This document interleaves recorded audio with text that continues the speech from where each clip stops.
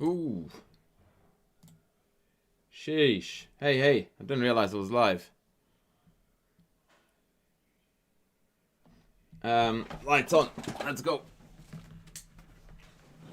How are we, ladies?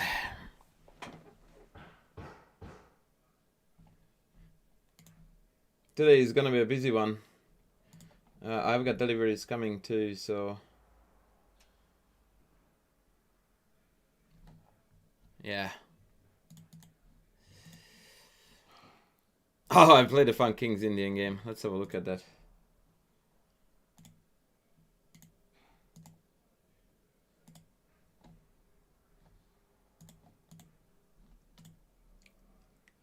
Yeah, doing great, thank you. Now I was busy doing 5,000 things and I forgot that I pressed go live, so that was classic. That was classic.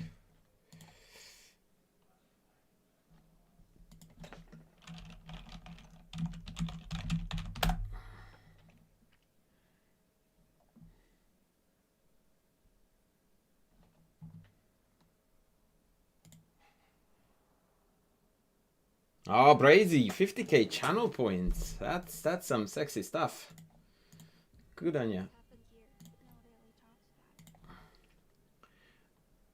Good on ya, mate. Good on ya. Robin in the house and Eric Petersman is in the house too. So I just played this Blitz game before you guys tuned in, and I thought I would show you this because this has featured a couple of interesting points.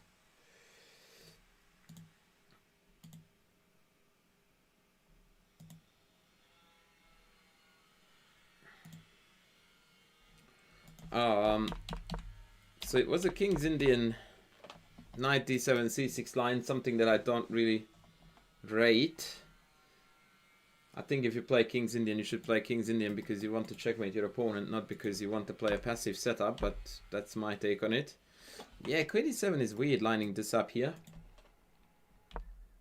And Rook b1 was also weird. What am I supposed to do here? h3 now, that's not happening. d5 is happening. But that's exactly why I played Rook b1, so that I can quickly get behind b4 if need be. But maybe d5 is good to go. Because if knight c5 I have b4, and if a5 then...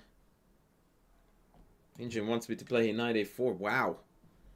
That I wouldn't have guessed. Tindy! So, yeah, we played this, and now I'm prepping for d5, b4.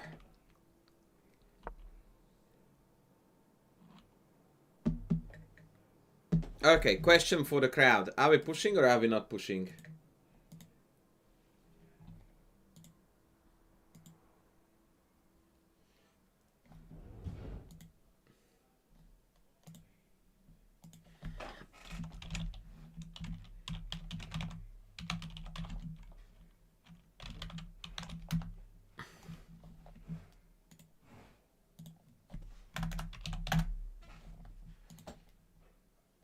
Yeah, push it. Especially after b6, because now the whole entire light square color complex on the queen side is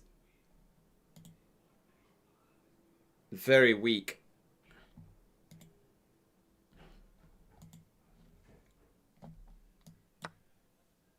So takes was played, and here my opponent went from bad to worse. I really don't understand. Like, he played his game atrociously poorly.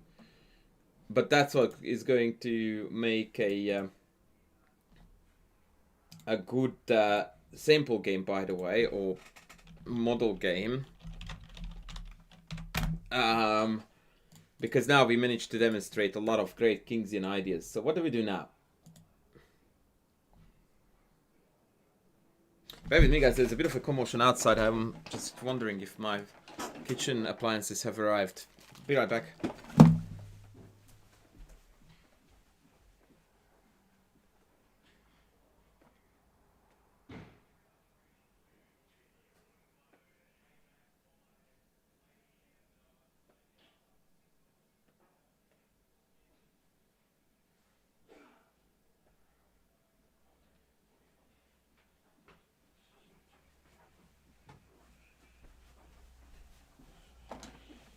No, we good.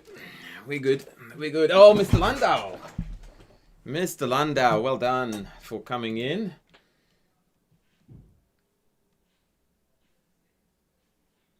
No, Tal, we already asked this question and I said that I have no intention whatsoever of doing anything about my own chess and pursuing any titles that I don't possess yet.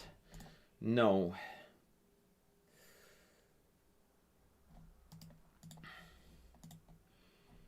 No, I'm fortunate enough to do in the world of chess what I enjoy doing the most, which is coaching and educating and creating educational content. So anything beyond that doesn't really interest me.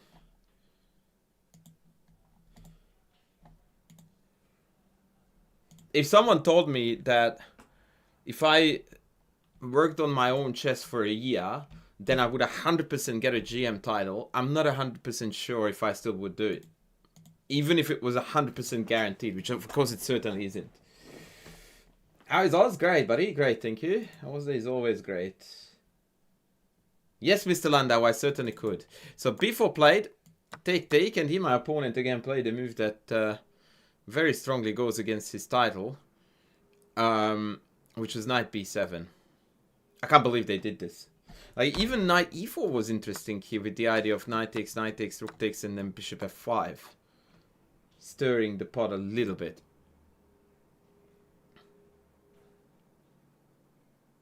I mean, objectively, it's not great, but at least, you know, black is having some fun. Whereas here, this is not fun at all. What is our move? What is our move?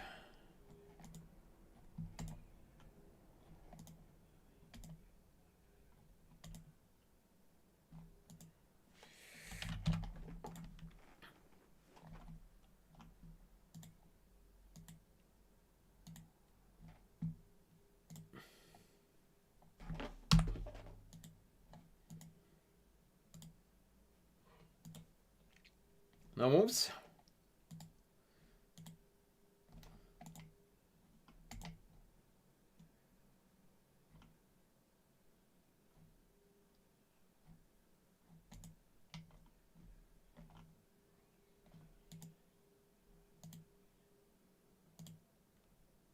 Bishop e3. That's right. Bishop g5 is pointless here because you just get pushed around and that's not what we want. Bishop e3 is the best square for the bishop, and now we are looking at this guy, which is very, very, very annoying. My opponent opted to play knight d7 to cover the pawn, and now comes the next phase, the next maneuver.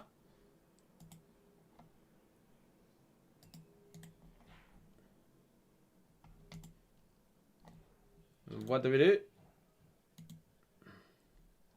Yeah, bishop e3 was a no-brainer. 100%.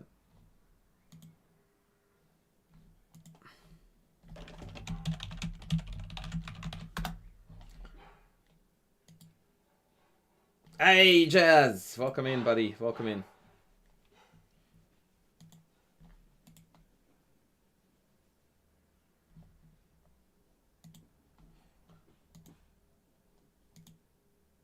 Knight a4 is not bad, but this knight is likely going to go to b5, so I would be reluctant to send it this way.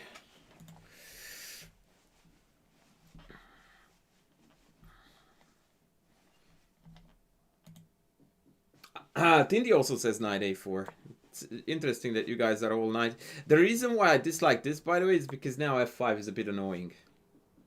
It's that classic case of abandon the center, strike at the center type of question and answer thinking. So I opted out of that. And I firmly believe that the move I played was best, which is very typical in the structure. So if you're a d4 player, you should know this.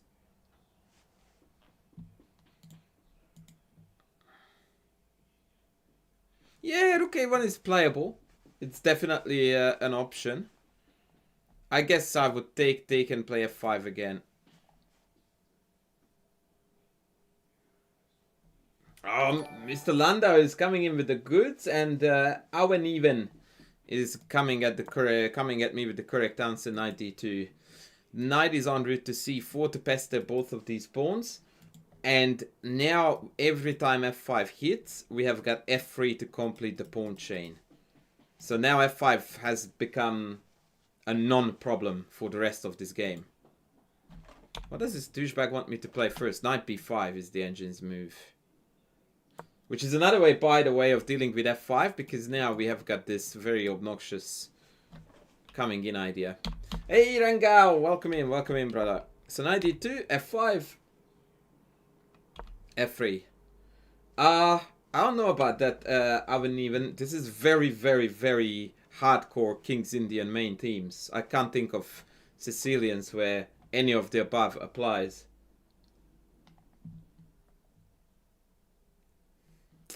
Anyway, knight d8 played, and I just decided to flood the queen side with knight c4 and knight b5. Knight f7. And at this point I needed to come up with a plan of some sort, because black managed to bolster both of the pawns very effectively. So for the time being I can't crack them. Oh, that's what I thought.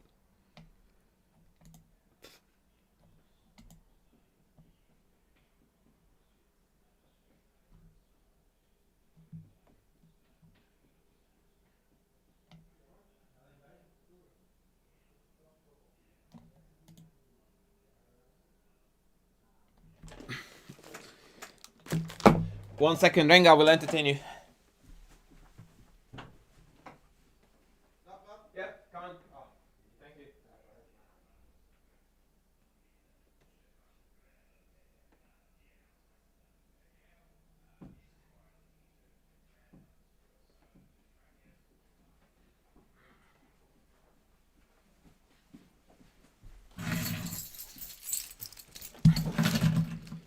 Ladies, my delivery is here, so I may be about 5 minutes out now. Be right back as soon as I can.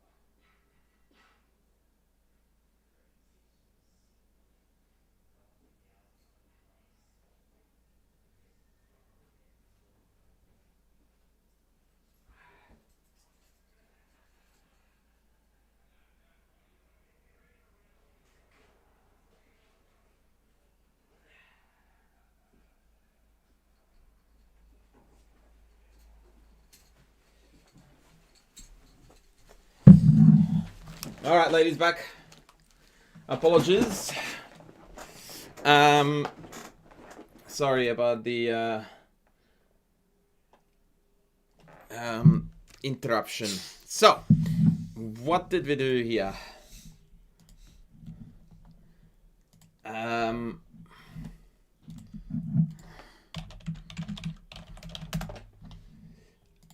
What was the recommended move? Knight a7. Best move on the board. Did I play it? Absolutely not. Yeah.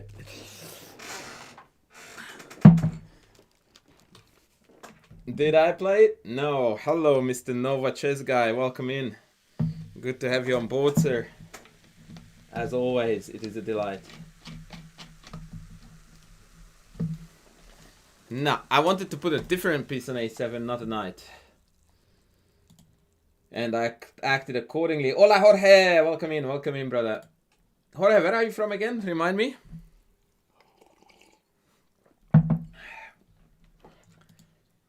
I had a kitchen delivery earlier today. Yeah, it is the best move, yes, because knight c6 is a very oomphy threat. It disrupts black's position big time. Yeah.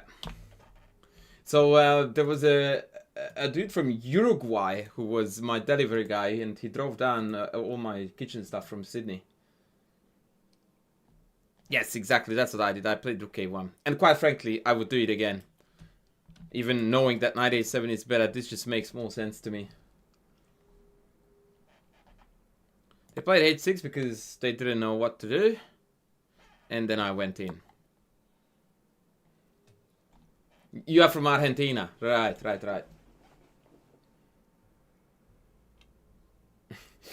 No, I don't play IRL against the country because he told me first where he was from before he could tell me his name. So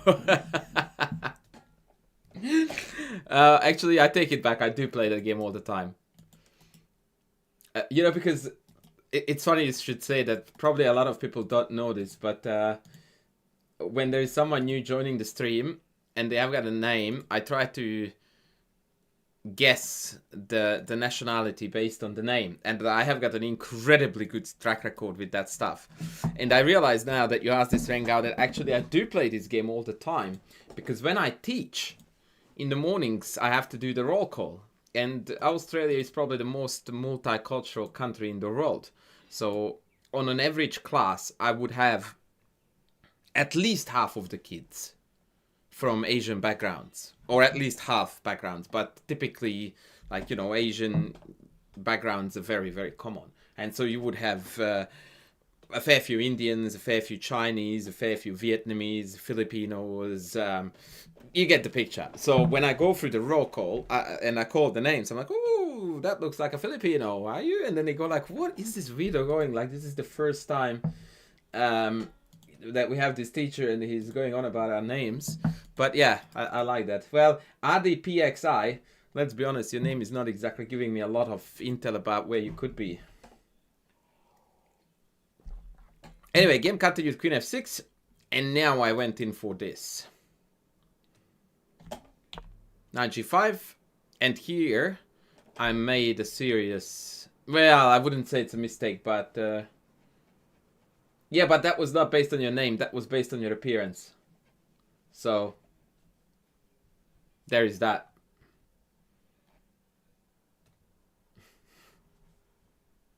I don't know if that made it better or worse, but that's my excuse nonetheless.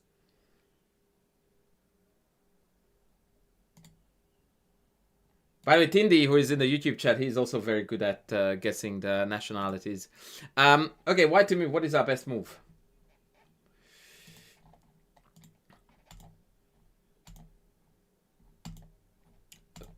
And when I say what is our best move, I would like you to be aware of the fact that probably the top 10 moves of the engine are still winning for white. So whether you play the first best or the fifth best is not going to impact the outcome here. So in a way, it's more of a stylish or style question.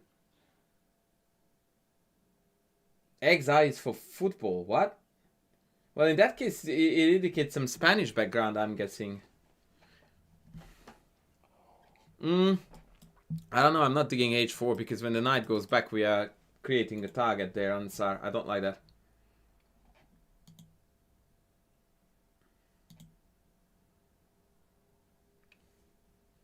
I thought that the X would be something like Chavi or something. Yeah, bishop g5 followed by knight e6 is decent. In fact, second best.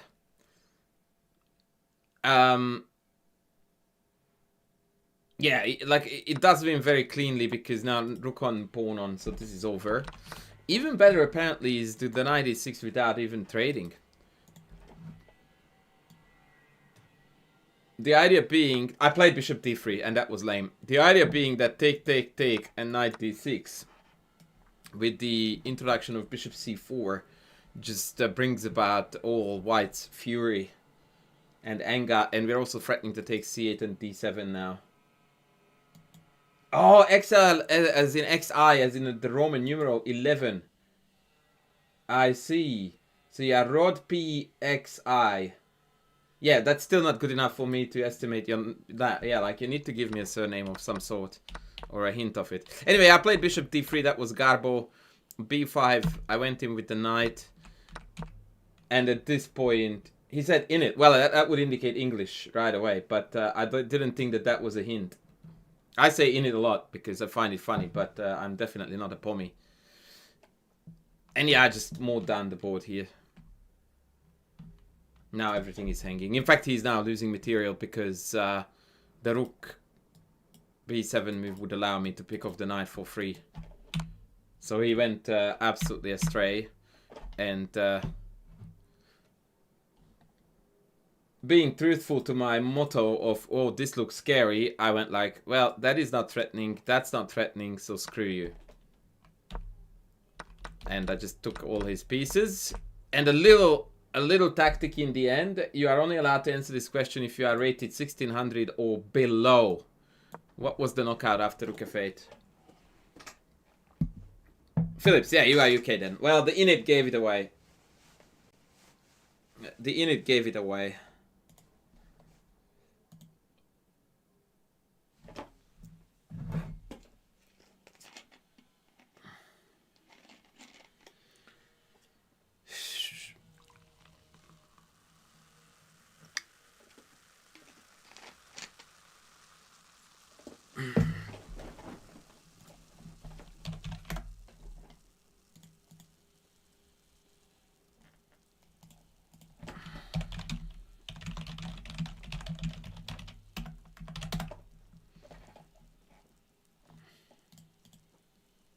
Yep, rook takes g7. Very well said. And Matutsky incoming. Willy's the kid. Thank you, buddy. Appreciate you, man. Welcome in. Welcome.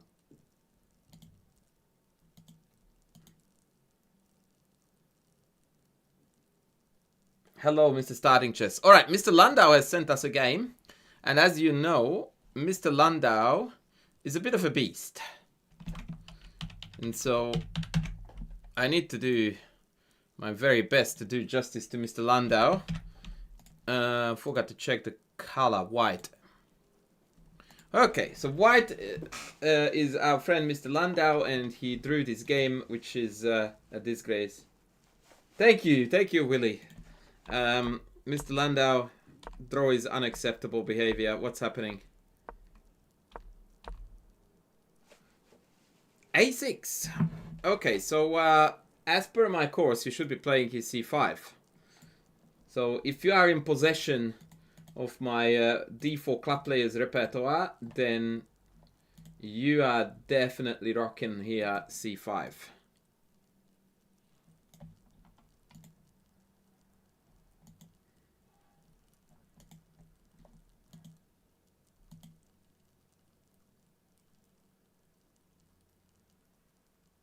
Yep, okay, very good. Very good, c5. I thought it was c5 already here. But maybe it is e3 and then c5. So I'm roasting you for not knowing my course, and you know it better than I do, even though I wrote it. Brilliant. Okay, b6, yep, take. Yep, yep. Yep. This is very good. Yep.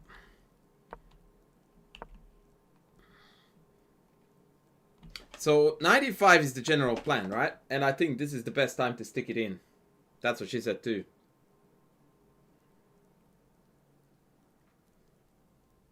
I feel like the more we muck around delaying 95, the less effective it gets. And so I would go. I would just like, go time, baby.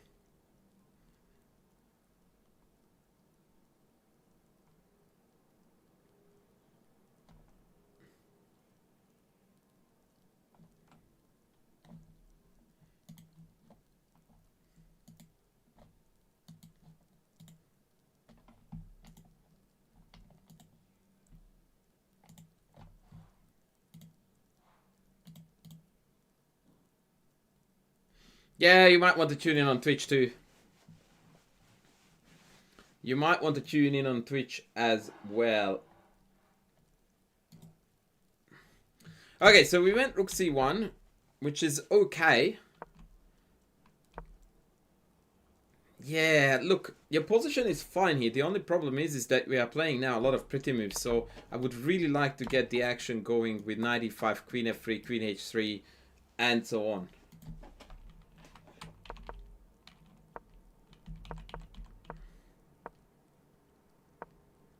Eee.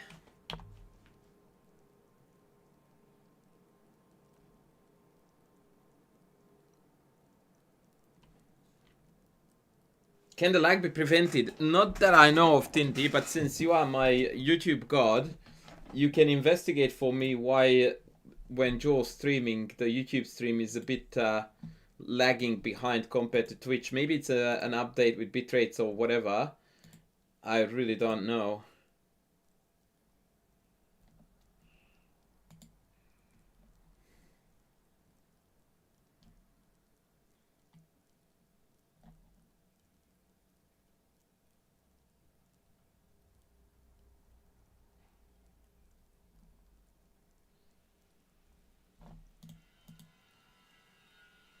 How is Black supposed to play his position? Generally speaking, they start to push these pawns and try to stick a knight in on c4.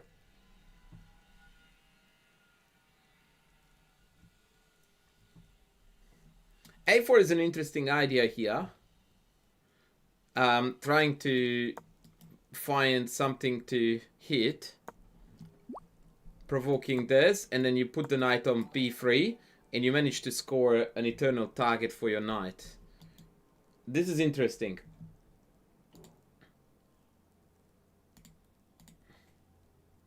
Joe Bog, welcome in. Welcome in, brother. No, it has always been like that. It has always been like that. So yeah, a4 was maybe a move here, because if they take, then after knight takes, this is a bit tender, and yeah. Maybe queen a5.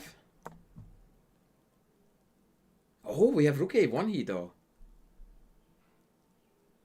Queen b4. Yeah, it's hard to believe that white has anything meaningful here. I think, yeah, like I said, once we missed the board here with knight e5, it was critical to play it ASAP.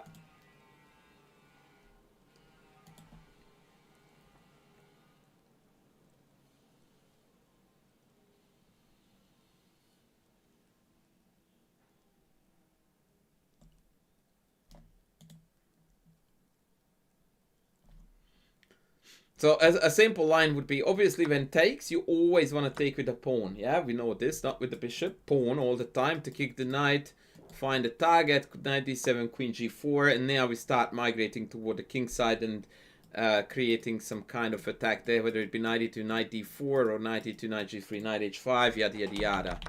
If they don't take, but they play something, you know, passish, then queen f3, and you bring the big boy in. My opponent here is Mr. Nobody, because this game was submitted by the legendary Mr. Landau.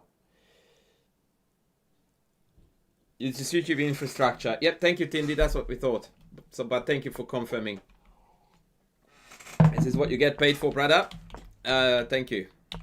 Right, yeah, rook c2 is the first move where I'm feeling like we're playing very vanilla chess.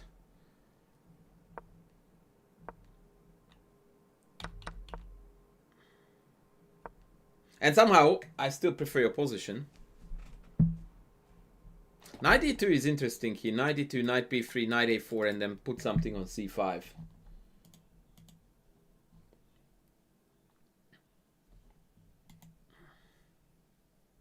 What do we think of this? Knight e2, whatever, knight b3, go away, knight a4, whatever, and then in. It's a fairly long-winded plan, but I don't mind it. It's not like black is threatening to kill us in the next two moves. So that would have been an idea. Yeah, I'm not vibing with h3. It's not bad.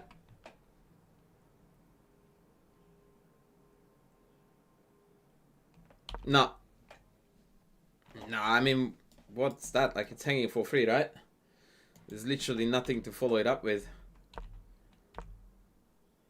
Okay, now 95 is a definite go move. I think this is actually a mistake because it invites 95. Yep. Ooh. Now, bishop h6, my friend, is an interesting proposition. So let's think here about our life choices. What did we do? Knight a4.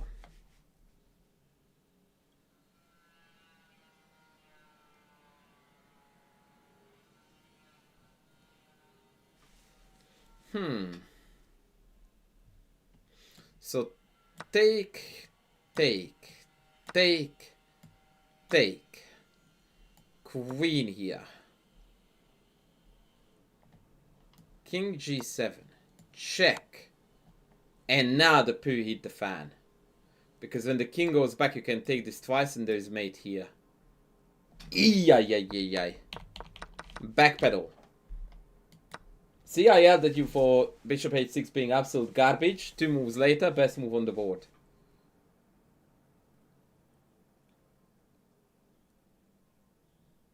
So the other point is that they can't insert rook takes c2 because then you retake and defend the knight. So they have to take you and then queen f3. But this is a rough one, man, because it looks like a lot of things. Obvious is not one of it. I don't think I would have found this. Like after 94, the winning move idea is queen g4 check, king h7 and rook c7 with the idea of queen g6, by the way. That is outlandish. Outlandowish. Joke of the day.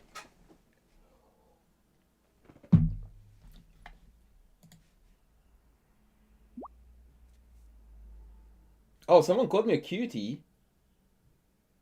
Stody Gaming is calling me a cutie. I think the guy is watching 5 streams at the same time, like I am now. Yeah, he confused me with one of those Korean K-pop singer dancers.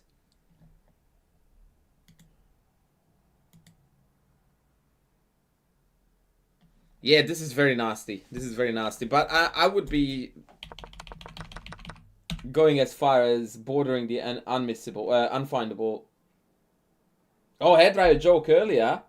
Sorry, buddy. Yeah. I forgot what the pun was again. Oh, gee, I forgot what I said there. But yeah.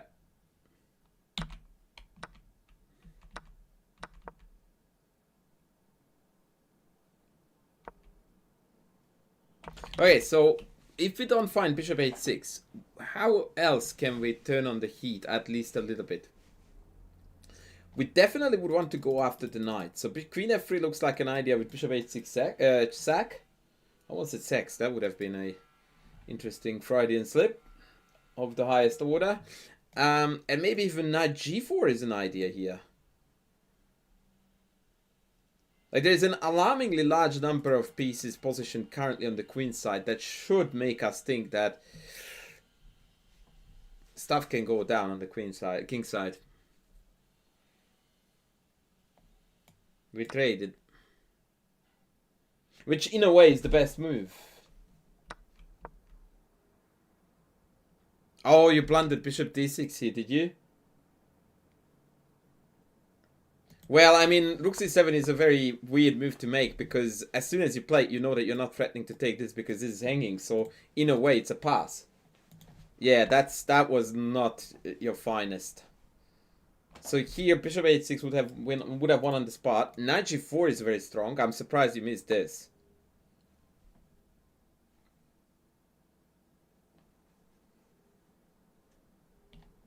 Oh, Homeless is in the house.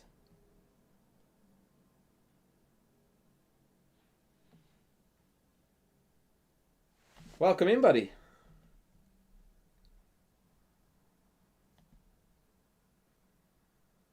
Yeah, so we missed a fair few attractive options here. Yeah, Rook c7 was just not it. Knight g4 is very good looking too.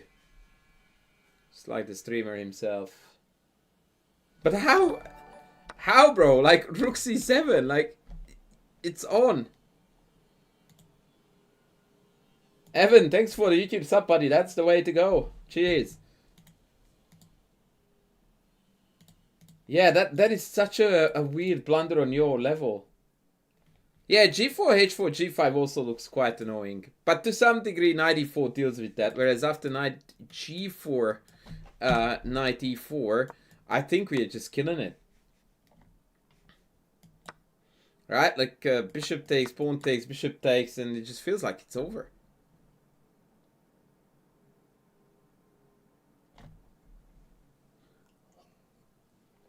No, Philae, you can join halfway through. It's totally fine. Can you tell us how do you decide on a move?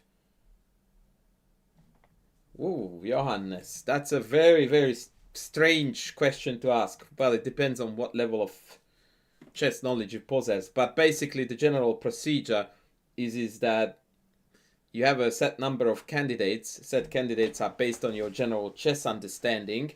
And then you start calculating each of those and pick the one that you determine to be the best. Yeah, Rook c7 was very unfortunate.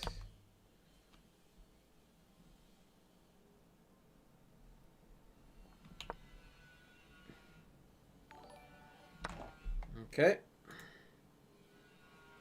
No, it's Quacky, thank you.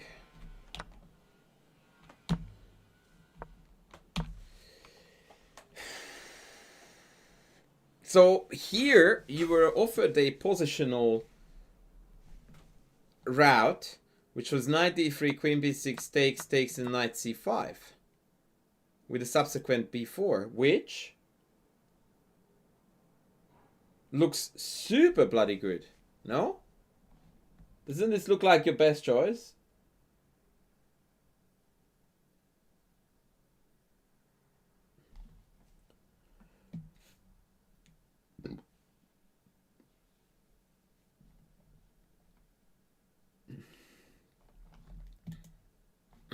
Like, that is my emergency exit if I can't find anything better. But I really don't think that we have got anything better.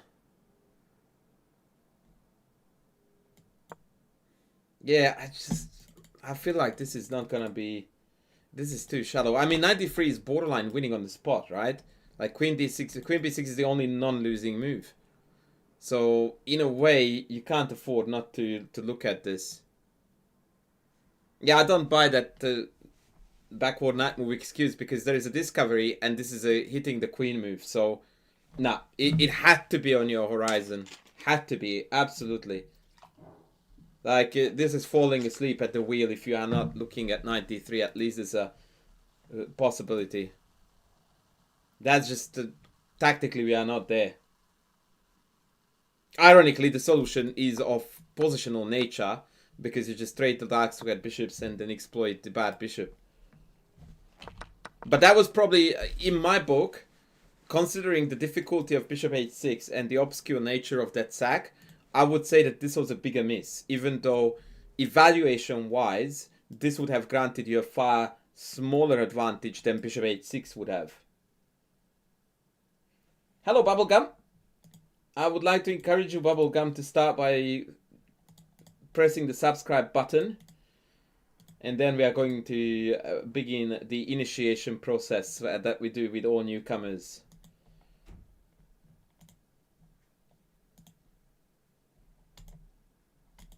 It includes chess quizzes, unexpected Tinder dates, and everything in between.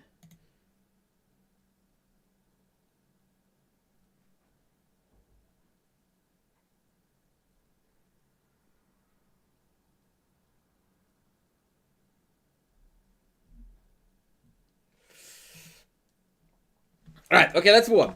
So, that was a big miss. And I don't think that... You might even be worse now, actually. Because you're very awkwardly pinned. I mean, I don't understand Queen D3. You were dreaming about this, man. But, like, this has... Yeah, lost... Like, we lost touch with reality here. Like, that is now not on the cards. Yeah, like I'm saying, I prefer black now. You lost completely the thread of the game here.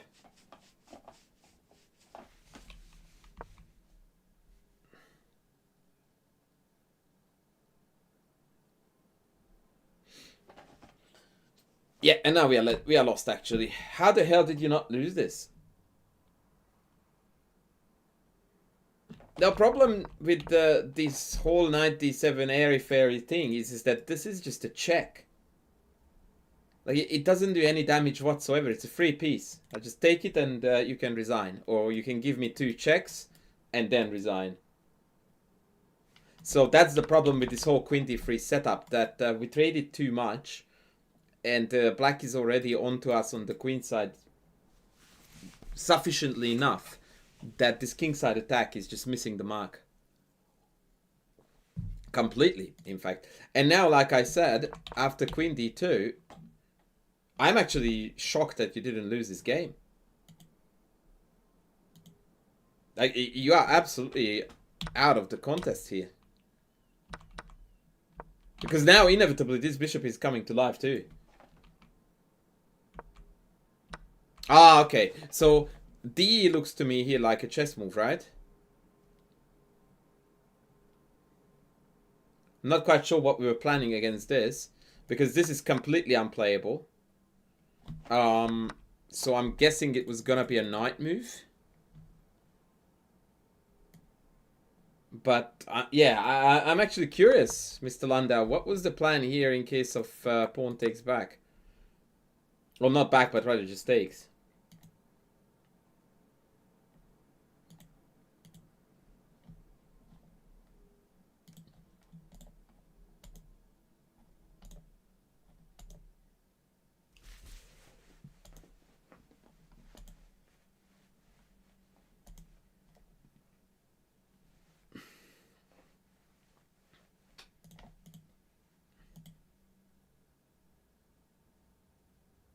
Yeah, right. Okay, so we are cooked here. We are absolutely cooked here.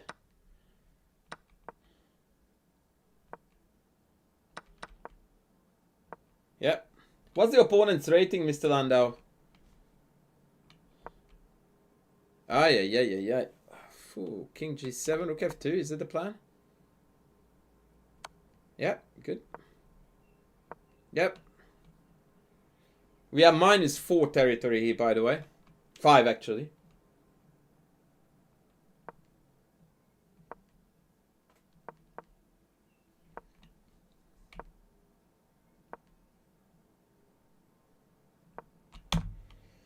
So this is the point where black to move and win. Let's... Oh, sorry. Let's find this.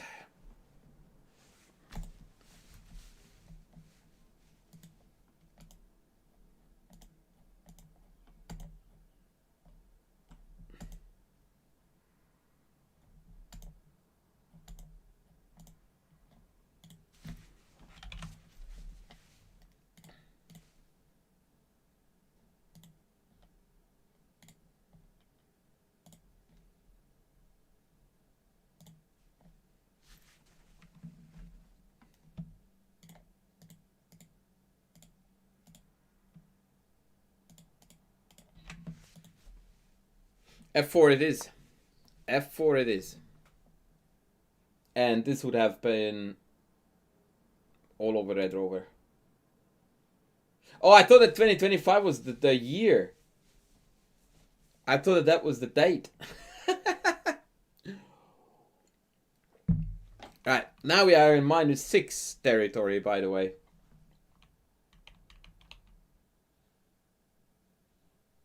Oh, I bet you were glad that you didn't play, because your answer would have been, fuck this fish shit, like, I hate it.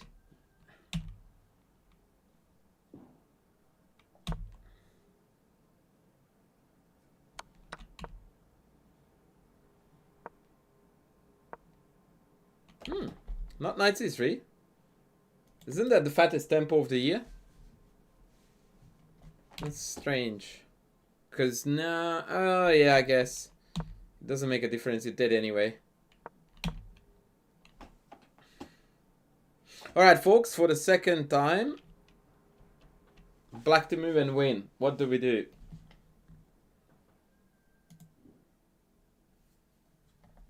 I'm glad that I'm not the only one who thinks that them adding the Magnus Carlsen smashing the board was the dumbest crap ever. Like, what is going to be the next time? That the king is going to fly out of my screen because Hikaru once decided that it was the plan to go to throw it away? Actually, it was not his decision, to be fair to him. But you get my gist. Like, is that the next one? That once you win, the king will fly off into the crowd?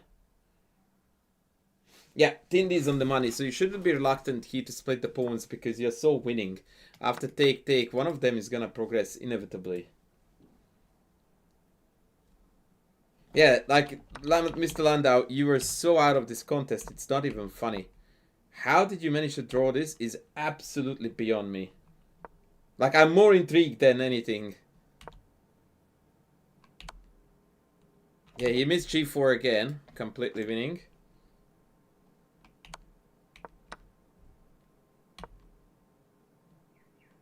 How?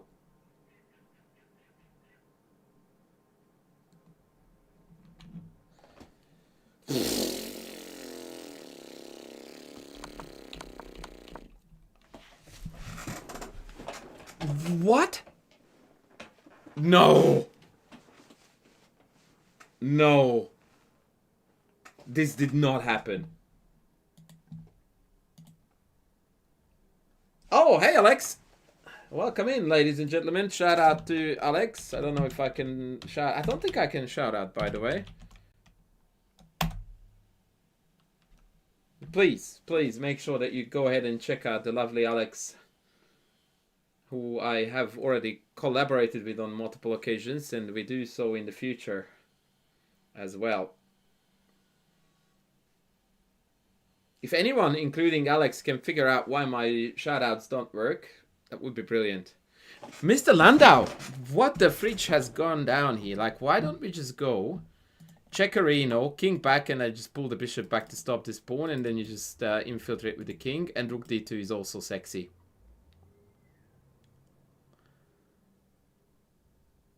I don't know what to say. Oh, is that a new thing? Okay, let me see.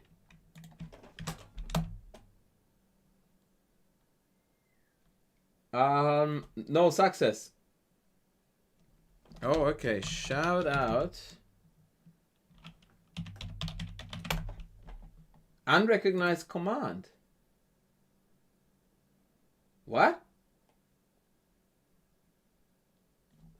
No, the idea is that you go rook e2. So if they go here, you go check here and here. And now the rook is on.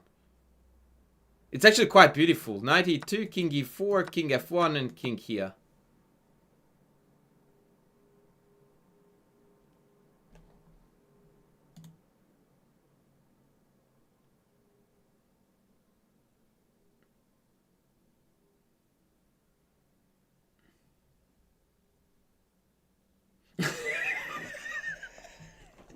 I can't read that out, Tindy. You are a freaking animal.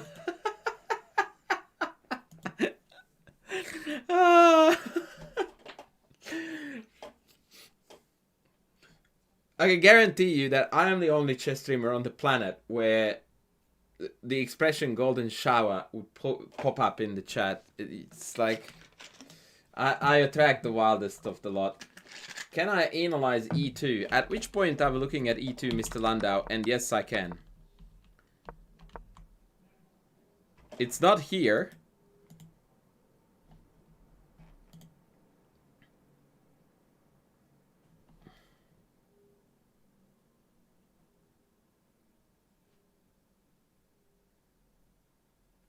We have to be on our best behavior now, guys, because Alex is in the chat and she thinks that I'm a civilized human. So please, please, be on your best behavior. But here E2 is hanging, brother. I don't know what is cooking here. It makes no sense. The only context where E2 is a thing, as far as I'm concerned. Or perhaps you meant here. Wait. Did you mean check? And then E2?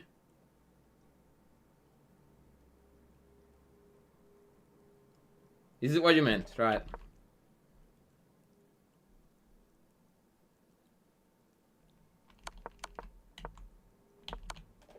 Okay, so check here E2. Knight E2, bishop E2, and D6. This is what you're after, correct? Okay, chat. What is the winning move for white here? Black rather. Black to move and win.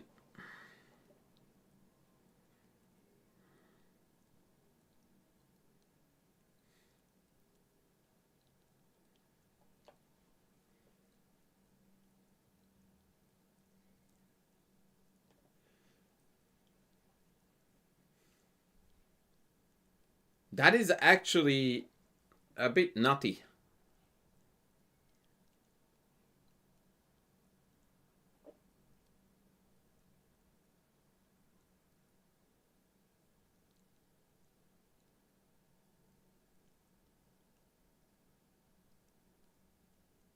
Sorry for disrupting, but can I go from thinking playing like a 1400 to 2000 in 6 months? If yes, how? If no, why? Well, the fact that you asked this question and the way how you asked it tells me that the answer is a no. And the why for that is because chess is a difficult game to master.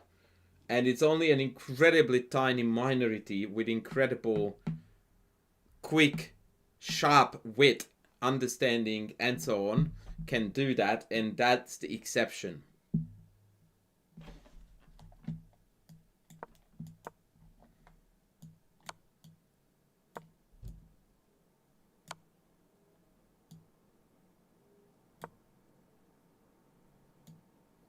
Can you believe this line?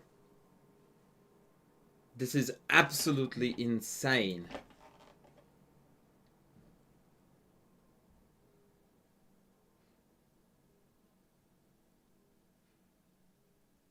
Oh, you lurk sometimes? Oh, B. Yeah.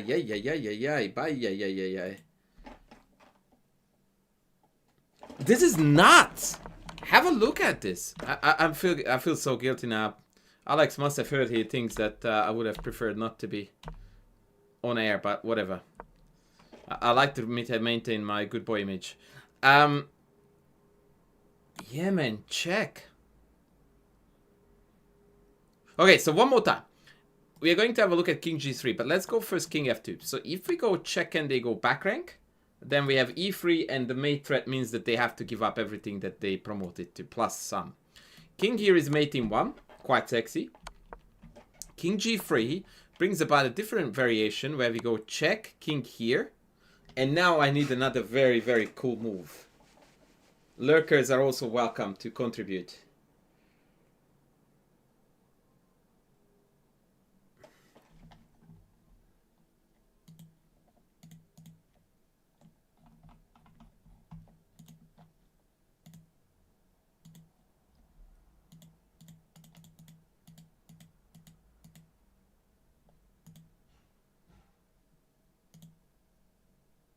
Very well done, Mr. Grizzly.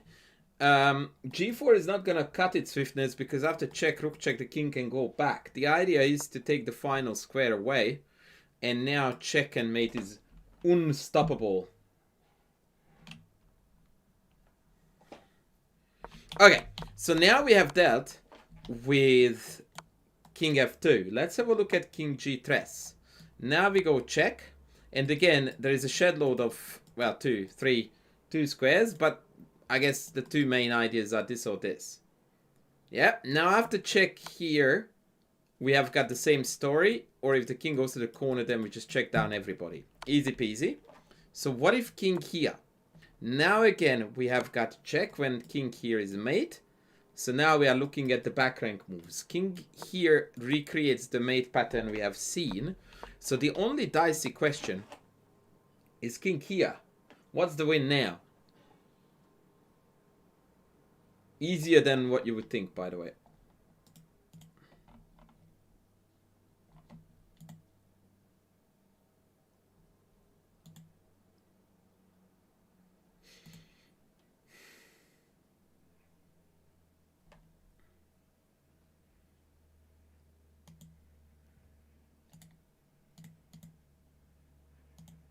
So what is the move?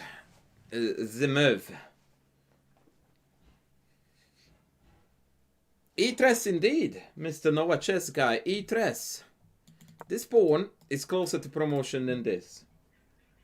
Indeed. So D1 queen, E2 check, here, check, and Matutsky is incoming. Matutsky incoming. King C2, Bishop E4. And the poo has hit the fan. Matutsk.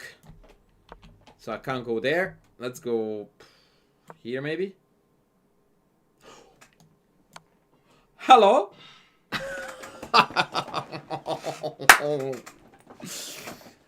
Welcome. Cheers to me. Sexy human delivers a sexy checkmate. That's how we roll, ladies. That's how we roll in this house. Ay. So maybe king c4.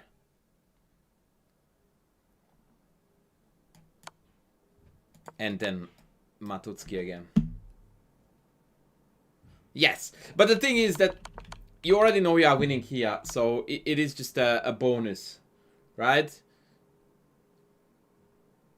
So it's like you are in the car dealership, you bought your Lamborghini, and then the sales lady comes with the ride.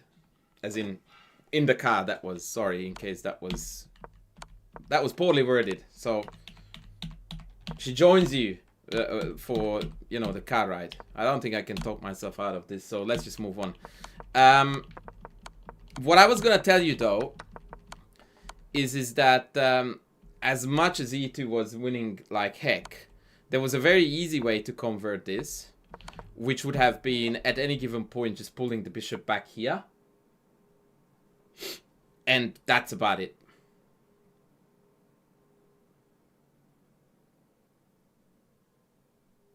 The social distancing mating net. Yeah, that's powerful, isn't it? Well, the thing is that's the point I'm trying to make, Mr. Landau, that there were three avenues here. One, be a complete bozo and go for a repetition in a completely winning position. Luckily, your opponent opted for this. Two, play brilliantly, which clearly was not on the agenda for your opponent. Or three, you know, be as dry as a dead dingo's donga, but still completely killing it because what do I do? Yep, so take, pushy, and then this is the move that shatters all hopes in a very, very ugly manner.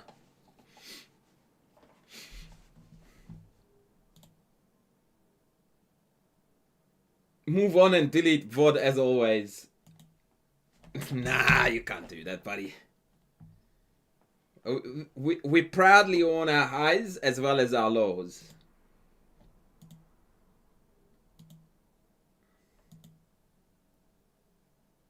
Yeah, Rook D2 is a main theme here, for sure. For sure. Mr. Landau, that was a very cool submission. Thank you so much, man. Very interesting game. I think the main takeaway for you, brother, there are two. The number one is that you need to stick it in as early as possible. Because that's how we are having fun. And once that's in, you golden. And plan B, I liked a4 here as an idea to try to disrupt black's play on the queen side. And final concept is that when your opponent puts 4,726 pieces on the queen side 7 kilometers away from the king, you should be looking at vicious ideas on the king side. Have I ever seen baseball? Was it a question to me? I mean, dude, I live in Australia. I have been for more than 20 years. And I haven't watched more than 47 seconds of cricket in my life, of which 46 seconds were absolute torture when somehow I had to. Right? So that gives you an idea about how keen I would be on baseball.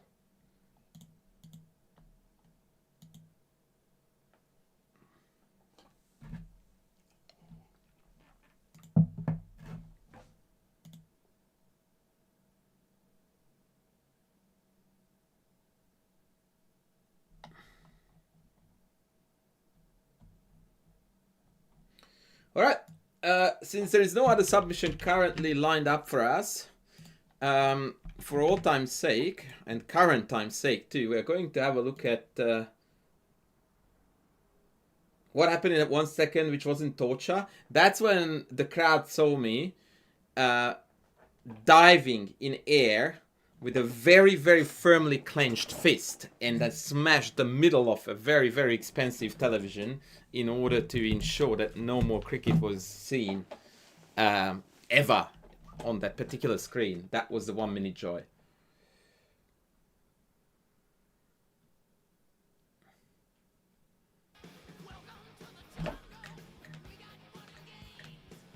Naples, welcome in. Welcome in, my brother. All right, so Nova Chess Guy in the black trunks playing a, I believe, unrated game. No clocks.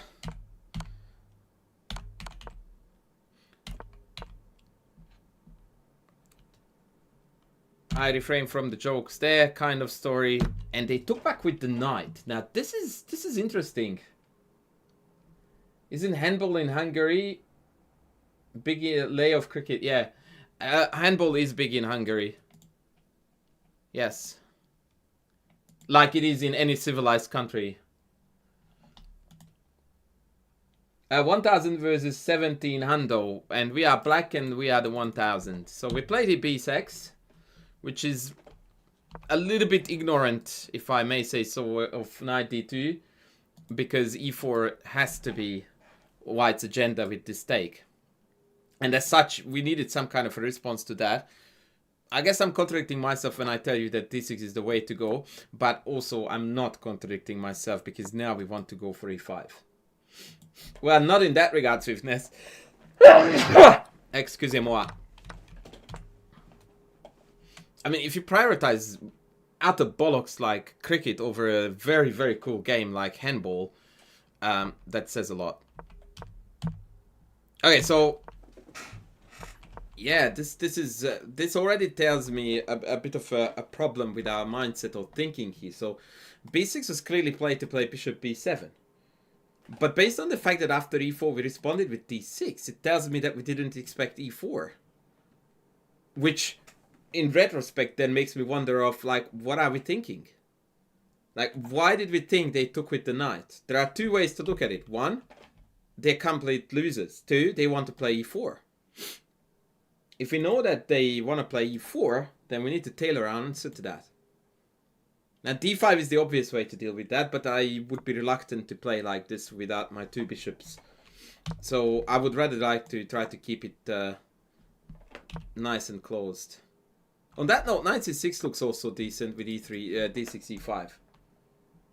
Yeah, absolutely. Okay, this is a bit meh, because now we are doing the worst of both roads. And here e5 actually would sting. Bishop e2, Lord save me. Wow. So, I always talk about this idea, and in fact you can find it in Chess Principles Reloaded Center too, as a general strategic guidance, that when your opponent has a wide center that consists of 3 pawns, almost always you want to target the middle one. And here is a textbook example when after knight c6, white, shockingly, doesn't have an adequate way to meet the threat of knight d4.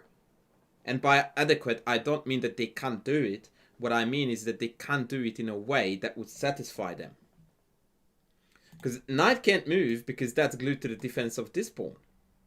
I can't defend it with any of these pieces, so I'm down to d5 or nothing. Welcome in, Tana. Good to have you on board, buddy. And after d5, now we can go to d4 and have a big fat knight in the center.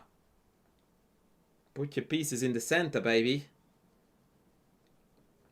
And we're looking very sexy here.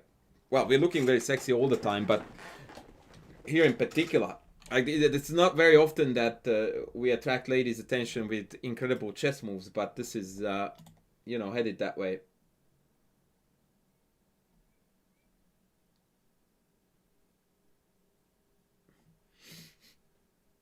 Are we doing some game anal? Yes. Game anal is the menu. Always. Right, so we played instead bishop b7, which is very, very logical, but was a little bit less punchy.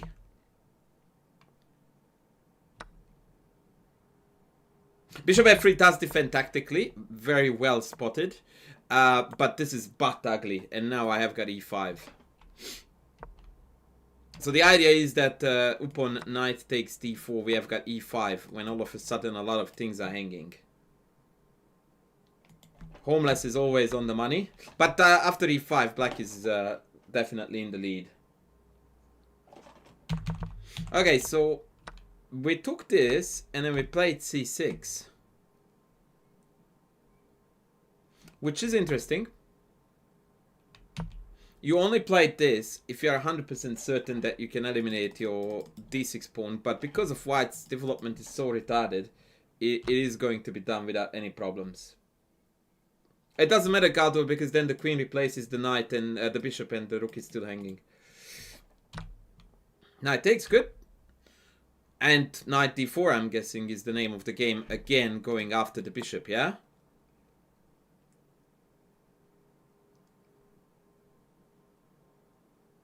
So we played here rook e8. This is a pretty move. This is a good move.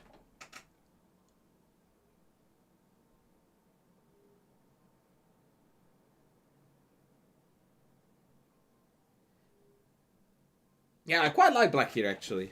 I really do. I think that our good friend Mr. Nova, Mr. Nova, Mr. Bombastic, Mr. Fantastic, Mr. Nova. See, the singer too, man. I'm killing it today in all departments.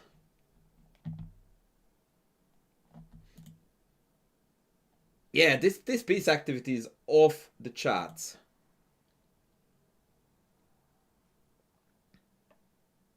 I really like black here. And if bishop d3, then we go d5. And paradoxically, we are seeking the opening of the position against the bishop pair, because said bishop pair is completely dysfunctional. Okay, so we played rook e8. Not a fan.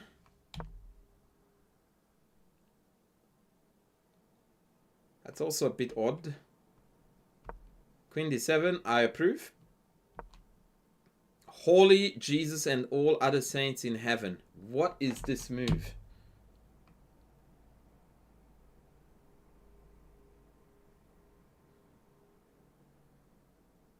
Ay. Okay, interesting stuff. Knight e4 we definitely approve. Bishop e4 we approve. I mean, let's be honest here, guys, because this is the time and place to be honest. Notwithstanding some of the inaccuracies committed by black, this was played by 1000 with black. If you look at the overall impression of the opening throughout, I think you can safely conclude that if someone told you that this was played by an 1800 by black, you would not bat an eyelid. And you go like, yep, fair. That's what it looks like. So as far as opening play was concerned, in fact more than 1800, because we absolutely outclassed with black a 1750. Right? So special shout out to our good friend Noah for playing like an absolute beast. Now, in this position we played a queen move. Chat, what queen move would you play here if you were black? And I'm not meaning to be mean to Mr. Nova, but I guarantee you that no one is going to say the queen move that you played here. And I want you to reflect on the whys, Mr. Sir. Swiftness. Oh, okay. I haven't even decided to rain on my parade. Ebening. Good evening, Mohammed Crows. Now, that is an interesting one because Mohammed indicates some Middle Eastern Arabic background, but Crows is definitely very European sounding. Yeah, I don't understand why we would play Queen C6 if we can play Queen H3. Can someone enlighten me amongst the people who recommended Queen C6 why you would go there? You are mixed. Cool. So what's the Crows? Is that the K? Could that be German?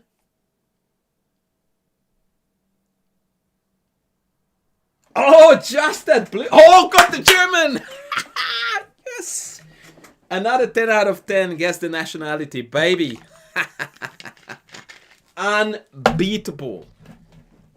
No streamer has anything on me in it.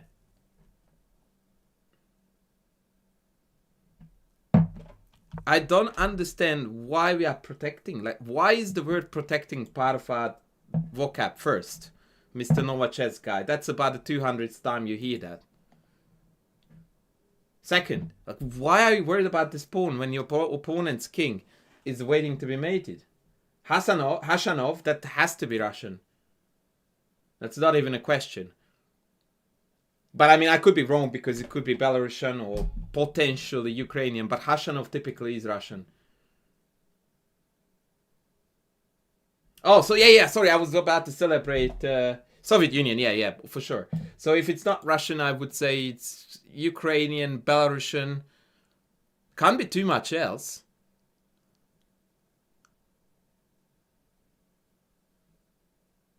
Central Asia, Kazakh? It doesn't sound Uzbek to me. Uzbek? Wow. Okay. That's unusual though. Cool. Yeah, I don't understand why you use the word defense like at all, but in this context especially. Like, let's go for the kill, man. Like, what? You're defending pawns when your opponent's king is waiting to be murdered? And you are about 2 moves away from mate.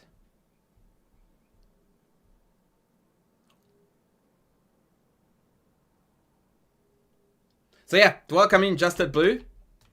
Please be on your best behavior. We have got some very nice and decent ladies in the house, so try to keep it in your pants, buddy.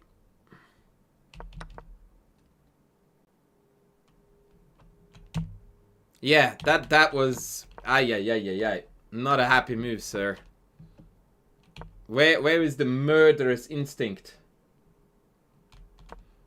That I strongly disapprove.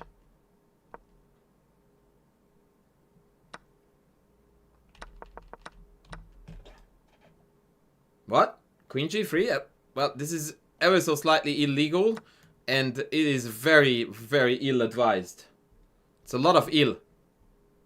I don't know at which point did you want to do that, but no.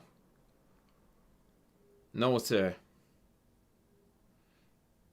And besides, just the mere concept of trading this for this should be convincing enough for you, right? I mean, I wouldn't take it, but like, hello? And then, yes, queen g3 is playable. You come home and now you traded off your worst pawn for an important defender. Now you have got knight in as well. Rook in, rook lift, rook lift. It's all over, man. It's over. So, yeah. Queen c6 was unfortunate. And now we're trading down into a very, very equalish endgame. Now, the second part that really confused me about this endgame. Yeah, exactly. Like, you are right. But see, the point is that I need to hammer it because I know the mentality behind it. And the mentality needs to be exchanged. So the move is not as bad as the mentality behind it. And we are changing the mentality, the thinking of the player here, or at least that is our goal, not don't play queen c6. Now,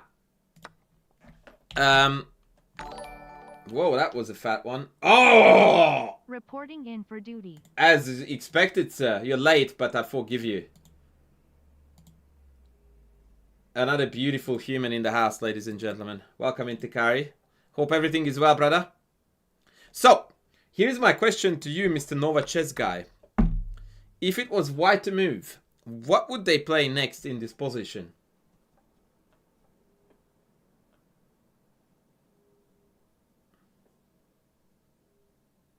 Way too many players are afraid to burn their wings. I like the analogy here, or rather the reference to Greek mythology, but I don't understand what that was said in reference to.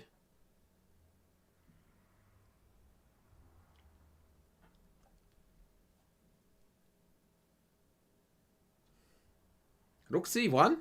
I don't think so.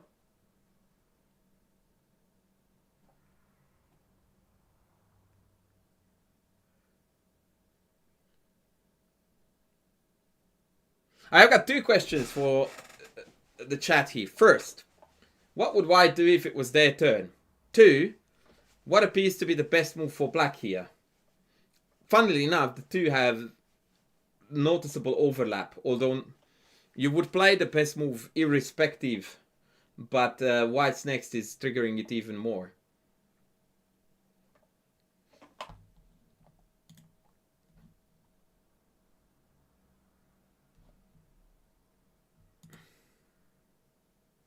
Yes, Hashanov is 100% on the money. So the no-brainer next white move is going to be take to even out the field in terms of pawn damage, yeah? Because you see that if you do not, then black is going to be able to play knight d5 and potentially eye with this square. Like, objectively speaking, this position is drawish. Very drawish.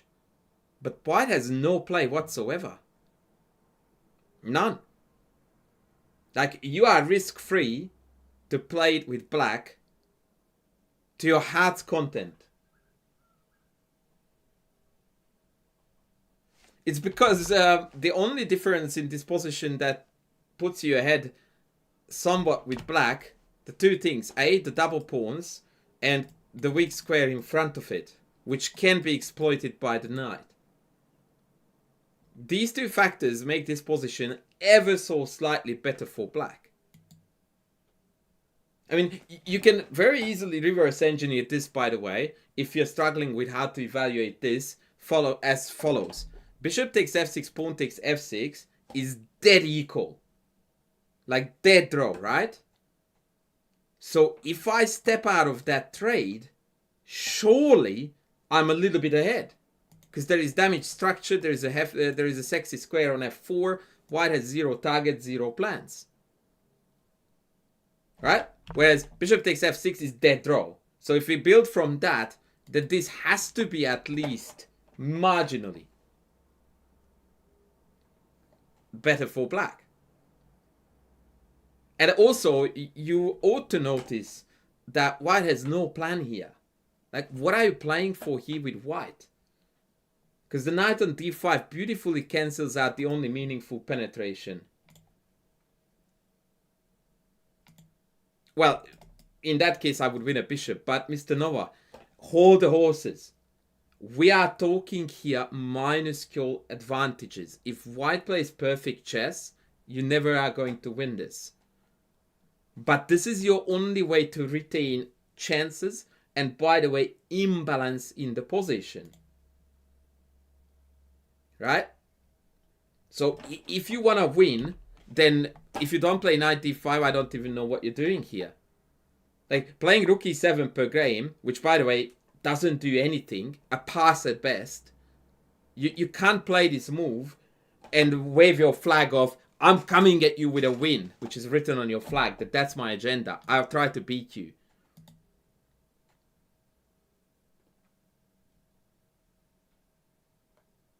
It doesn't make any sense. Like, I know that you wanted to win because you told me so. So to play this and having the agenda that I'm playing this for a win just doesn't make sense. It's like you're saying that I'm going to cook now and you grab your tennis racket.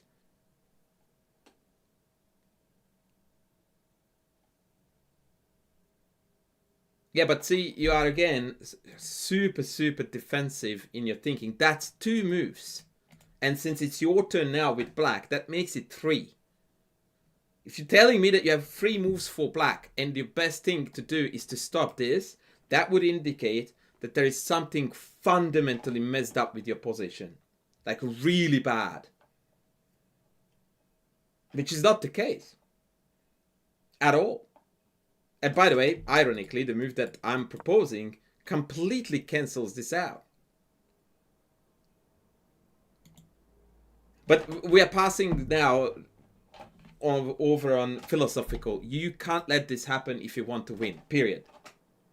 Like, it's just as simple as that. And there is absolutely no point in arguing that any further. So, you can't let this happen, but now that means that you gave up on winning the game, period. That's it. It's not a bad move. But now forget about winning. That's it. You miss the board, it's gone. That's it. Draw agreed.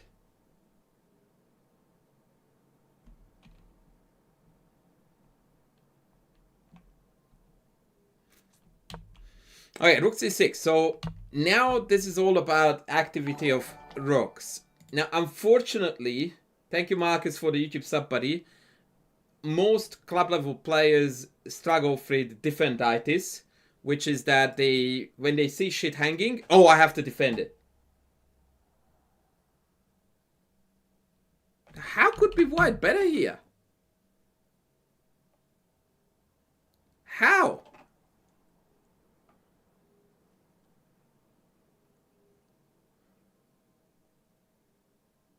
What made you think that white was better here?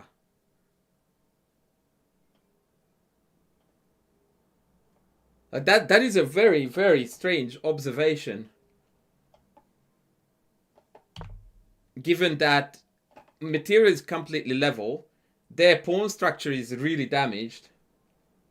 Yeah, that is a concept that yes, could have some merit. Does the bishop have any targets? No. Does white have a plan to exploit the fact that they have a bishop? No. Do you have a plan to exploit that you have a knight that is capable of occupying outposts? Yes. So, yes, principles are there, but you need to take them into account how they actually translate to your exact position. In this position, the bishop does not yield any extra power or claim to power. It's as simple as that. Anyway, I was in the mantra of defenditis, like this is on. I would have played rook e2 every day of the week. Like, that's your first instinct. And I have told you this many hundreds of times, that every time stuff gets attacked, your first instinct is to defend. Should not be. This is the hardest hurdle for most club level players to overcome, to change this mentality. That if shit is hanging, I just don't want to defend. Let's see if I can do something else first.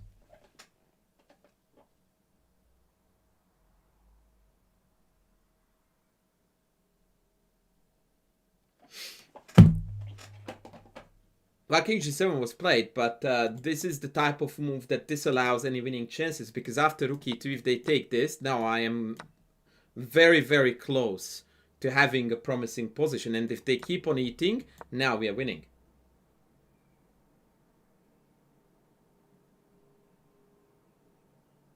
So now we have turned it from dead draw to completely winning. Ish.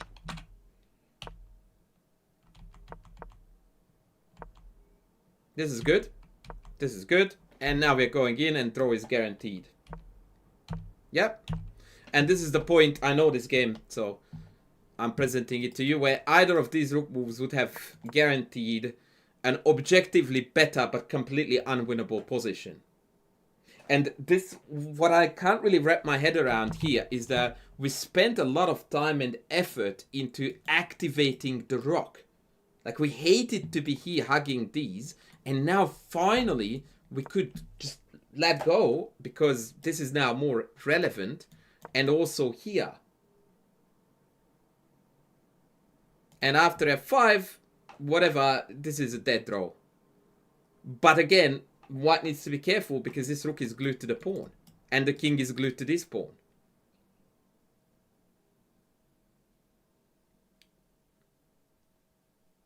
But instead, here we played back here. Like, this shouldn't have ever been a candidate move.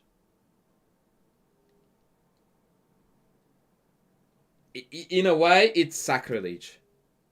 Because this is the opposite of what we were working on, which is to activate rook. And now we deactivate rook without any justifiable, reason, motivation, whatever.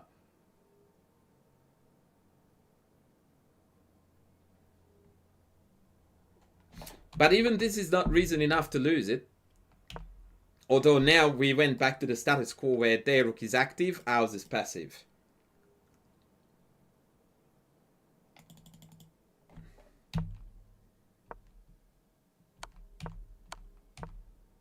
Still draw.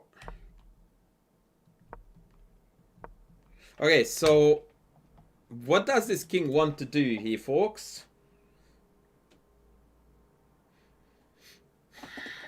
It wants to go here. So any move on the fifth rank that doesn't hang the rook holds the draw. So rook e5 good, rook c5 good, rook h5 good. And by the way, all of these retain activity of the rook. Instead, we come back here of all places, which is the most passive square I can go to. Well, d6 I would label more passive, but you get the gist. And now we have got problems to solve.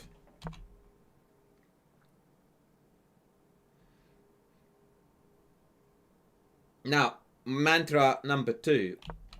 What is the bad gut reaction when things are hanging? To defend. What is the correct reaction? To try to see how I do not have to defend. What move would allow us here to not defend this pawn?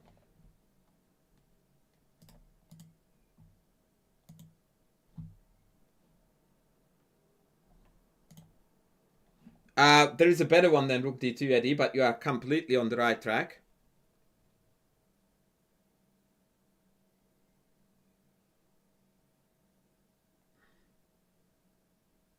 Close, but not quite.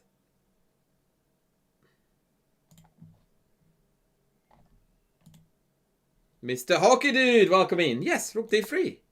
Stuff protecting pawns. Stuff it. Almost always, the worst thing you can do in rook endings is to defend pawns with your rook. Yeah, well, nice one. Nice one, Just That Blue. Nice one. Alright, so this is not your default move. This is the worst case scenario move. You want to do everything but. And rook d3 is a textbook example of how to play actively in a rook ending.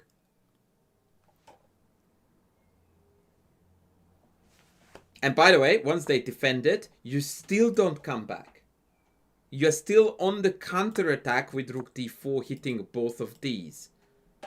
Always counter-punch. Very instructive. Instead we play rook d6, and now we are in a position where neither of these can meaningfully contribute to the game at all. It's the worst situation you can be in when your pieces are babysitting pawns. That's usually the first sign that you've done something really, really bad.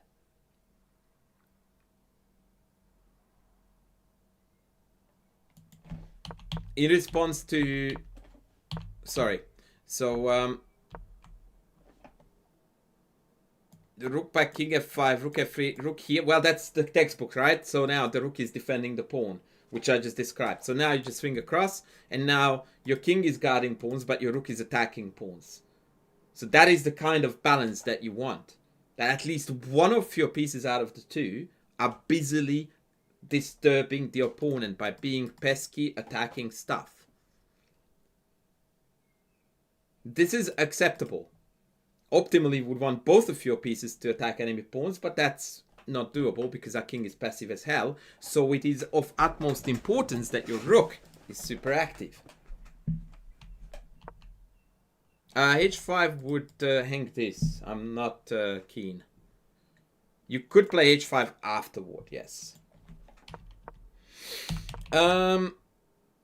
So we went... What did we do here? We went rook d8, we went rook d6, and now we are very close to be completely cooked.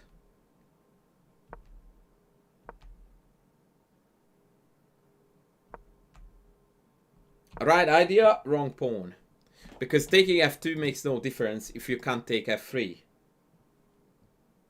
Alright, what pawn should we go after here, ladies?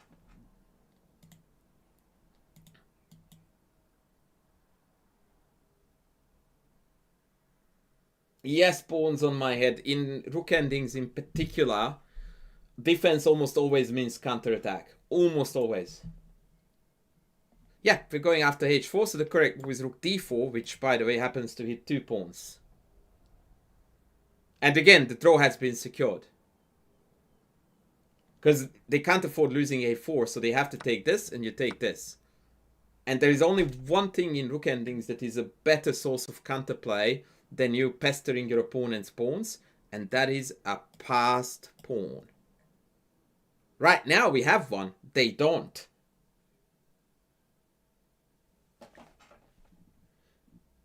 Now f4 is by far best to cut this out of the equation and try to create 2 connected passes, but you can just go under and you can go behind.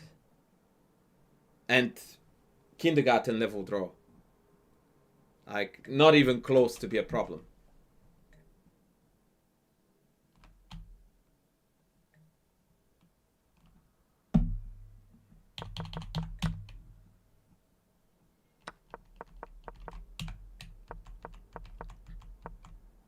Yeah, that was, once again, right intentions, wrong pawn.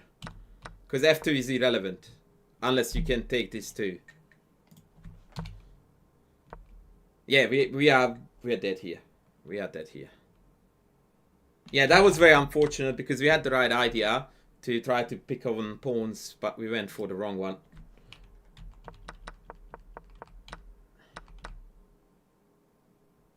Yeah, this is game now. Very unfortunate. I would have loved your opponent to play b6 to allow the check and then picking off the rook. That would have been nice, but unfortunately wasn't to be had. And now we're losing too many pawns. That was a tragic game and a tragic turnaround. Overall, I'm still super impressed. Like, the level of play was definitely off 1000 level. It was a lot higher than that. But the outcome, unfortunately, didn't quite reflect that. Which is unfortunate. Yeah, the rook ending in particular was very, very instructive indeed. Yeah, I agree. Black's opening was 1800 plus. Yes, Eddie, you certainly can. For sure. And the endgame was off the charts in terms of instructive content.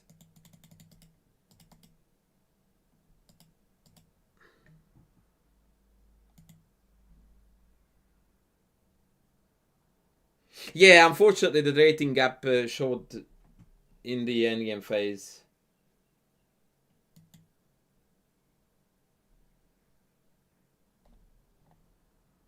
Yeah, for sure. Good old Eddie likes to throw in a few teasers, but I am ready. All right, let me quickly take a toilet break and then we will resume.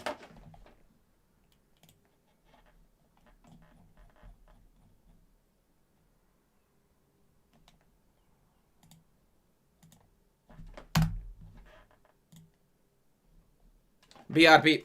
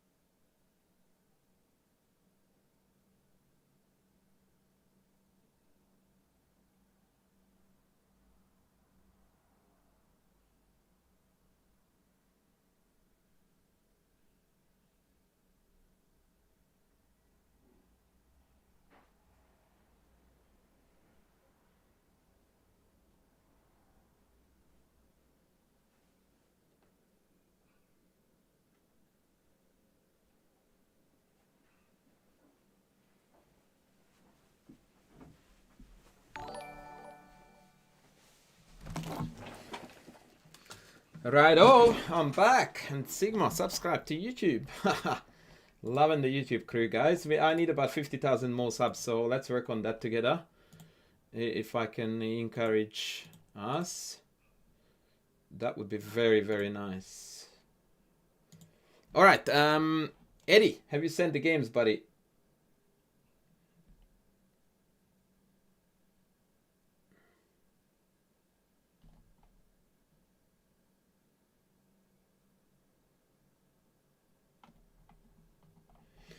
Send me the goods, Edward.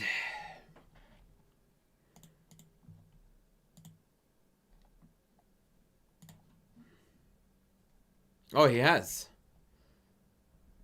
Edinsky, game 1 and game dos. Alright, let's start with game uno.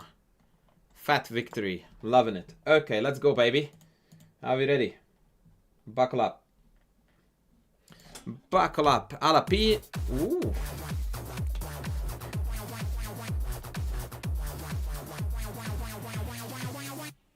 Oh, Eddie. Eddie the legend. 2 games laughing face. Eddie is the new Guy. By the way, speaking of Guy, where is Guy? He has been absent from the stream for a while.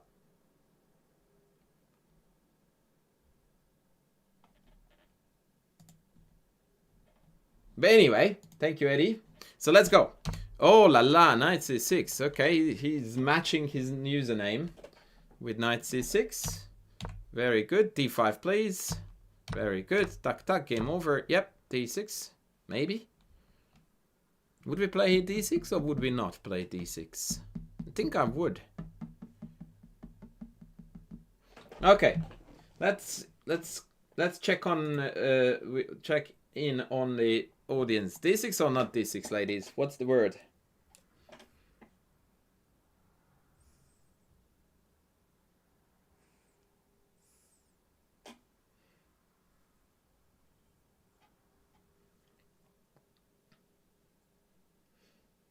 Swiftness. What's awkward about that?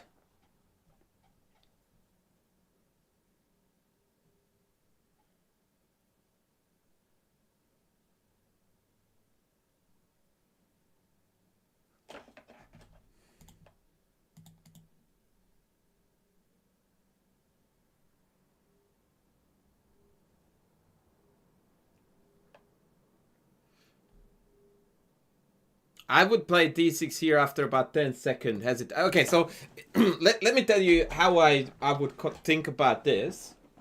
And I will play out my thinking so that you can judge it better. Because there's a lot of airy-fairy talk in the chat that I think you guys are not really clear on. So the notion of why don't we just develop is completely inappropriate as an argument, because, and funnily enough, I talk a lot about this in Chess Principles Reloaded. Development is a two-sided thing. Like, the fact that you develop doesn't put you anywhere on the board ahead if your opponent gets to develop too. Like, I'm not saying that this is bad for white, but develop per, you know, let's move a piece out and be ahead, doesn't really cut it if your opponent gets to do it too. So a very big important part of development as a concept is to screw with your opponent wherever and whenever you can. And this throws a huge spanner in the works because it completely disables the queen side. And first, let me respond to the, oh, it allows the knight out. No, it doesn't. It's game over. That's it. We signed score sheets. So this is why you cannot go on airy-fairy tangents like, oh, but now this can come out. No, it cannot. This is actually a game-winning threat. Queen e2 is now on the cards. And since Queen e2 is on the cards, I already have concluded that d6 is over. And you go like Queen b6 can be awkward. Like, awkward how? For who? Like, hello? What? Like, what's awkward about this? And even if I didn't have the check, by the way, after knight a3, now bishop d6 loses to knight c4, queen d6 is forced. And now if I just play queen f3, I'm on the verge of knockout victory. So when you say queen b6 is awkward, I was thinking to myself, yeah, it's very awkward for black. If you actually look a little bit beyond as to how the game evolves now. Because now I develop and you are dodging my threats constantly. So in hindsight, if you don't play d6 here, you're not part of this game. It's as simple as that. If you allow black to play d6, you just decided to pass on a very close to winning move, and you allow black to be back in this again. And I like, by the way, also how we are concerned about losing the pawn. Who cares? Like, since when was that a problem? If you hear some noises, it's the tiler cutting tiles. Saws. Yeah. So any move here that is not d6 is a golden opportunity thrown out in the window. Like that. Yep, that's it. Now we're back to square one.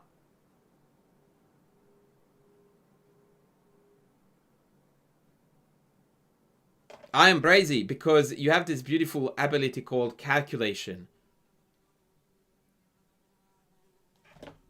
Fuck off. This, excuse me, this is a bigger fly than I've ever seen. Jesus, where did it come from?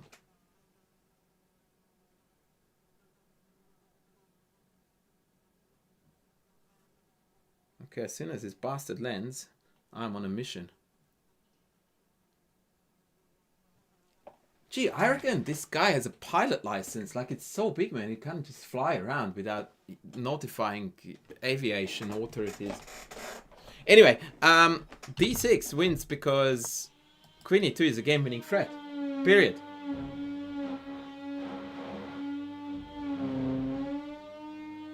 And so your analogies of like in most Benoni positions it's bad.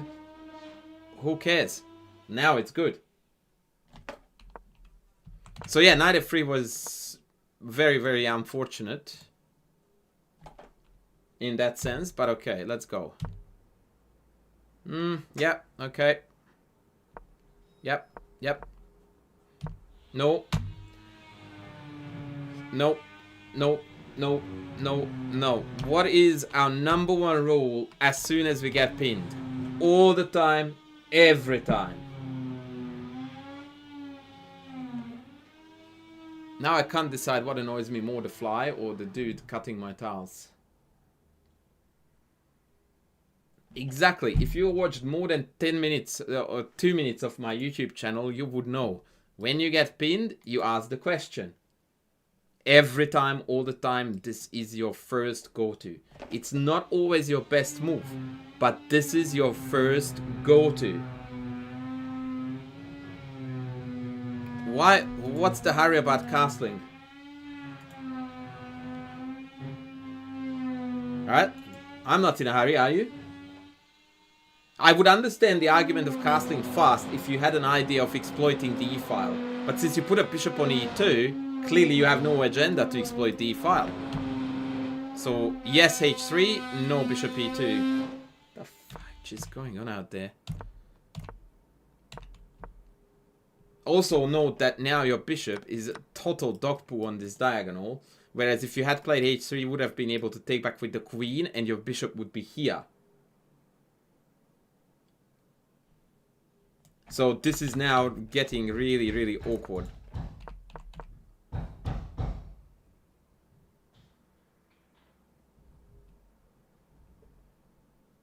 Queen b3 I dig. Yep. Yep.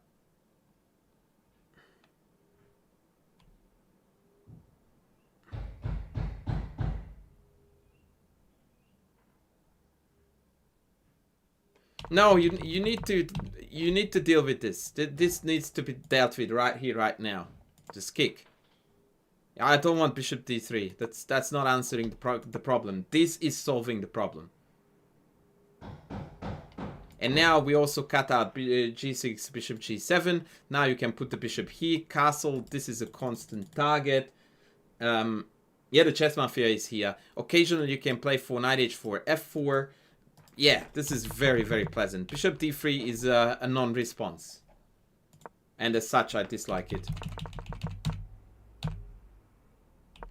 By the way, I would still go g4. I would still go g4 any day of the week here.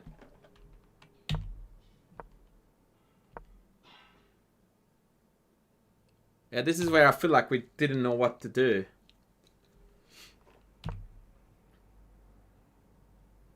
Welcome in, Mr. Shirogorov. Yeah, pretty move. This is textbook Eddie from yesterday. No thinking too deeply, just play pretty moves and then the opponent will mess it up.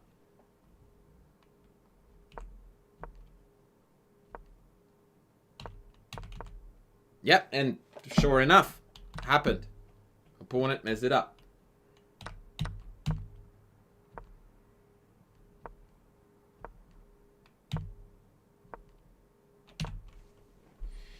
It seems like you are extremely reluctant to play this move in the entire game, and almost on every occasion when I suggested it would have been a decisive strike. Game over.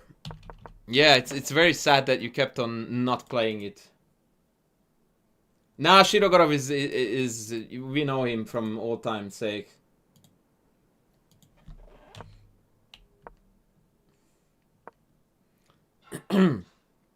So this looks like a slight blunder in it, because knight d7, queen d7, rook e2 might be on.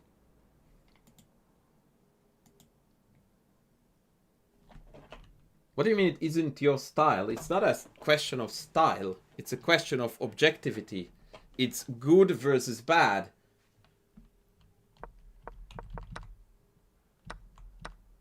What? Hello? He didn't take a free piece.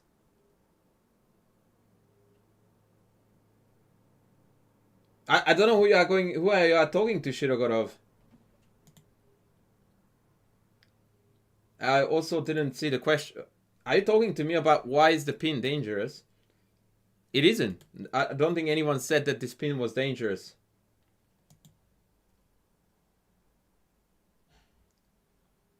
Because it's good. It kicks the bishop in the face. Generally speaking, in combative sports, where kicking each other in the face is a great way to make progress, it's a lot better if you kick your opponent in the face rather than you letting your opponent kicking you in the face. That's a kick in the face. That's the only way to explain this. Hello, Guzzy! 。 . 「 . 。 . 」 . 」 . 」 . 」 . 」 . 」 . 」 . 」 . 」 . 」 . 」 . 」 . 」 . 」 . 」 . 」 . 」 」 . 」 . 」 」 . 」 . 」 . 」 . 」Hey bro, can I 1v1 you please? The only context when I would say immediate yes to this, in fact the only context when I don't say an immediate no to that, is if you are some crazy hot lady and it's a completely non-chess context.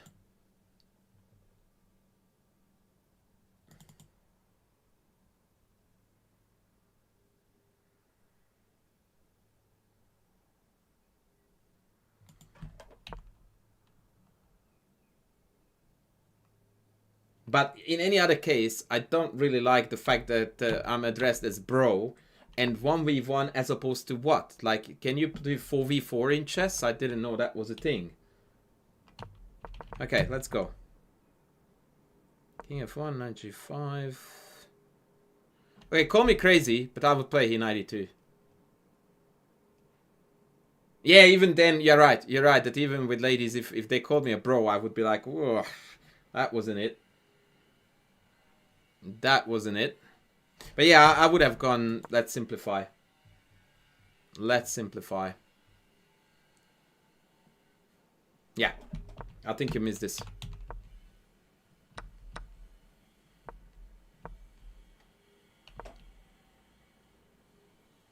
Again, I think I would have played here rook e3 because that deals with the pin.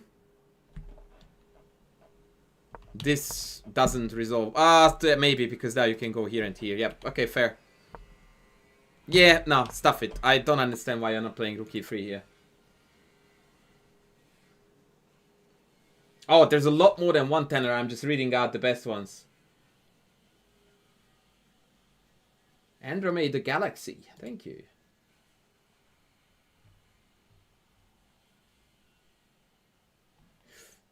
Yeah, rook e3 is definitely the way to simplify this.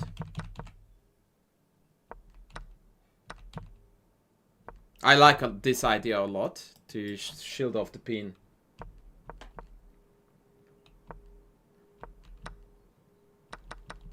Okay, good. But dude, the chicken chess club needs to stop, and when d6 is on, you just go, mate. Like, this is non-negotiable.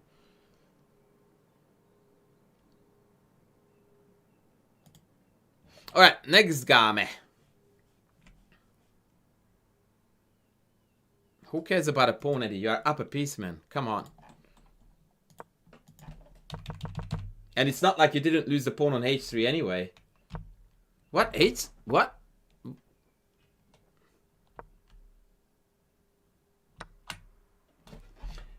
Good. Shout out for d4. Well done, Eddie. What I like to throw in as an additional spice component is that sometimes I like to tempt them to sit by playing c3.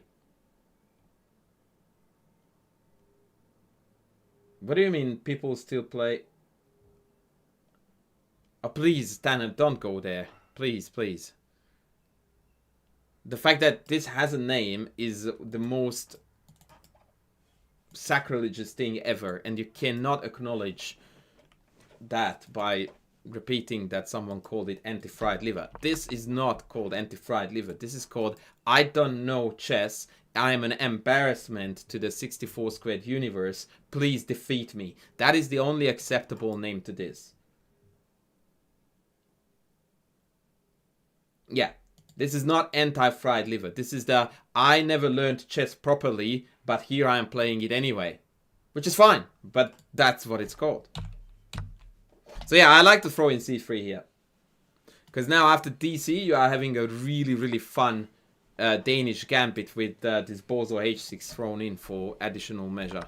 But 94 is fundamentally sound and correct. d3? Really? Really? Like, that would be the last square I would go to of all of them. No, that's not true.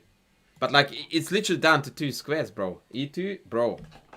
Or b3. I can call other people bro. But, like, why would you allow them to trade knight for bishop here? What? Scared? Like, didn't we already have this discussion that scared is a descriptive for horror movies, not for chess? How is c5 trapping the bishop? I don't understand. Like, explain to me how this is scary.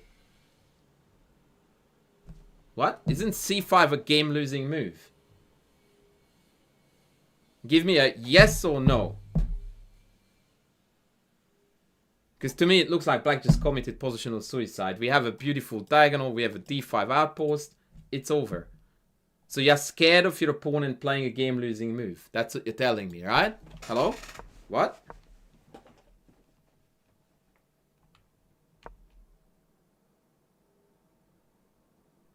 Yeah, I tell you what that for some reason was, Eddie.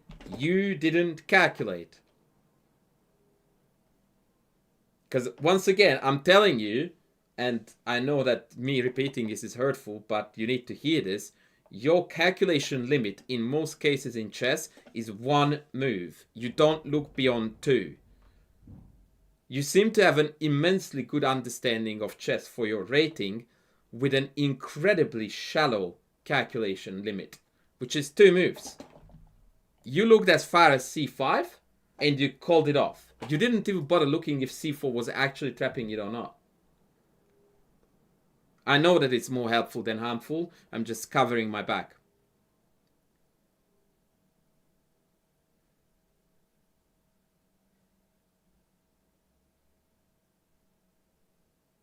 Yeah, this is one move-itis, exactly. But also bishop d3 is fundamentally flawed because it allows the trade. You want to go e2 so that after kicking the knight, it has to retreat rather than being able to trade.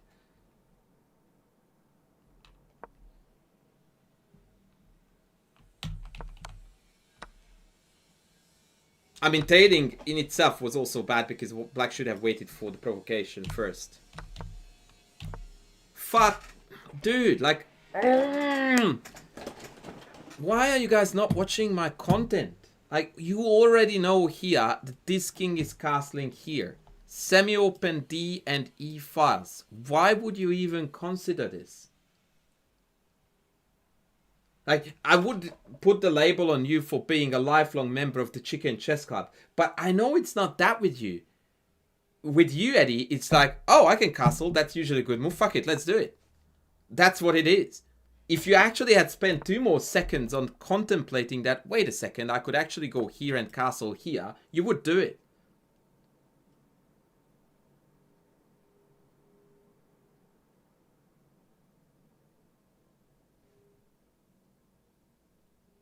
Like, and I already showed it to you yesterday, so if you had played this game between those 2 dates, I trust that you would have played bishop f4, or I hope. But like, bro, he not castling, bro, number 2. By the way, you are right. The head-in-head count should. I will make a. I will make that a thing. Jesus wept, head in hand.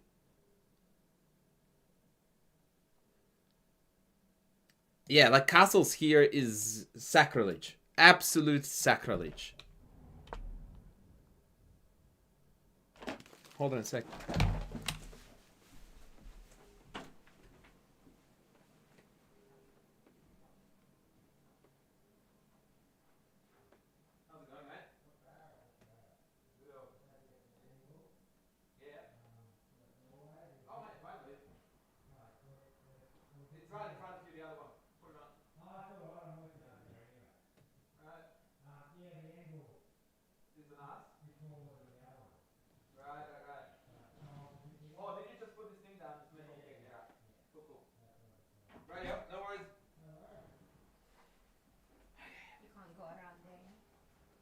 Yeah, you can. Oh, what's happening? Nothing. I'm streaming still. Just checked. Alright, back. Rage quit counter. No, that wasn't it. That was just me checking on my timer. Okay, so castles F3. For also, by the way, why are we playing rook E1?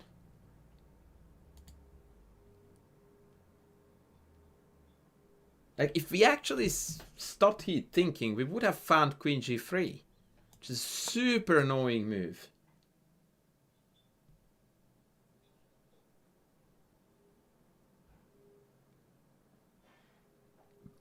Oh, I wouldn't get mad at you for knight b1 because I know that that's not you.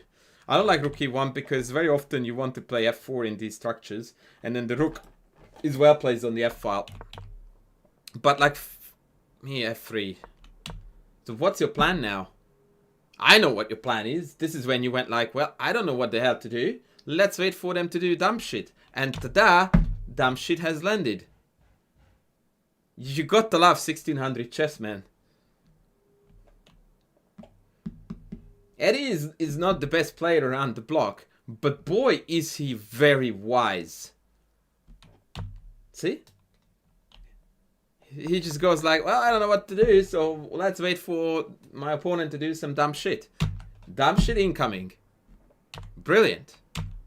And by the way, knight e2, best knight move, because now we are rerouting toward f4, d5. As soon as Eddie has a clear vision of what to do, he's onto it. It's that when he doesn't have a vision, like here, that's when we are playing airy-fairy shit like rook e1 and f3, going like, well, I don't know what to do, but these are good enough. True.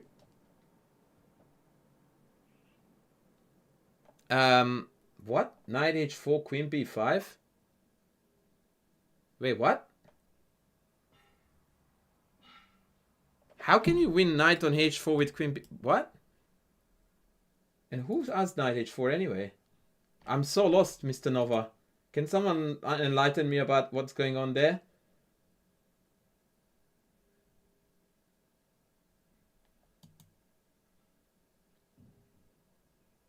Oh, there was a bishop... oh, okay, the coordinates are completely off. So there was a question about bishop f4, knight h5, and then queen b5 check wins the knight. Okay, I think I managed to decode the message. I think I managed to decode it. Right, so that's not knight h4, it's knight h5, and indeed queen b5 check would have checked it down.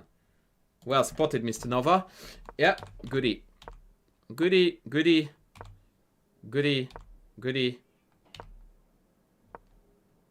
I wouldn't bother about that, to be honest. At all. I would just play bishop out.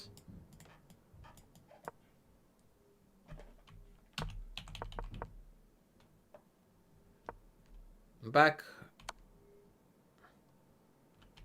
I don't know if I would be in a hurry to take this.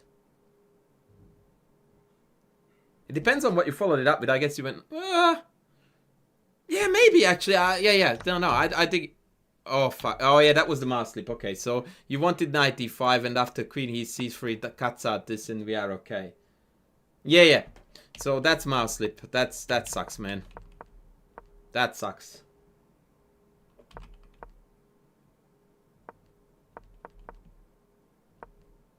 But your opponent is bringing you back in the game, so it's all good. Oh god, c4. Ay. Oh wow. Okay, so now we have bishop d4, rook d1. Yeah, your opponent made it happen for you, man.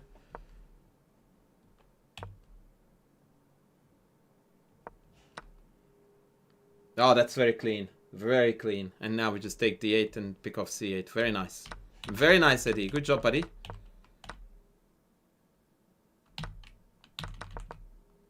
Yep.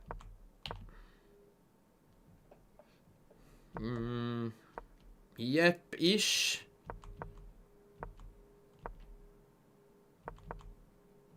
Yeah. b3, please. Good.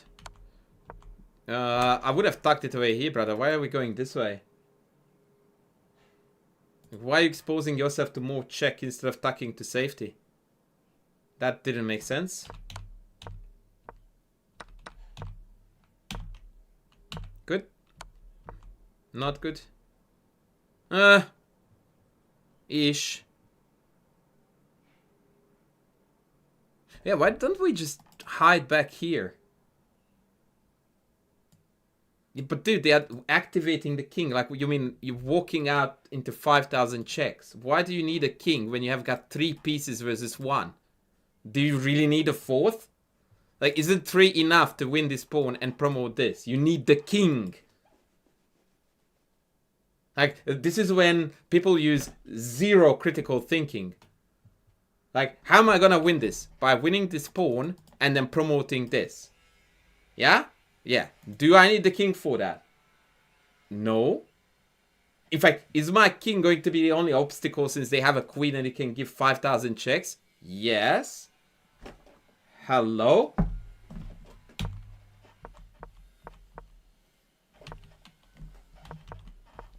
He got there in the end. Good. Let's... Okay, that's strange. I would have rolled the pawn. Why not? Let's go. Oh, not necessarily. You can activate kings with kings on the board. This is why principles are beautiful things, except you need to apply them to each and individual positions. I mean, if activating king was only for when queens are off the board, then what do you do in a queen ending? Like, never move the king? Like, yes, there are general principles, and then there is you who need to apply it to each and every position accordingly. Like, there are many, many endgames where there are queens on the board, and by far the best thing you can do is activating the king. This is not one of them. Don't we have him mate? Like rook in, and then mate here? Hello? Also, don't we have rook c6, rook d6, take f6? Like, what are we doing? How is this a move? What are you doing? I'm so confused. Nervous? You're getting nervous. So what is your opponent feeling here, my friend? So you are nervous with white. What am I supposed to feel with black? Black is about to start a party, right? It's champagne, it's pool, it's ladies in bikinis. That's what black is doing, right? And you are having nerves. That's interesting. Okay. I thought that you were having fun here, given that you are about to win.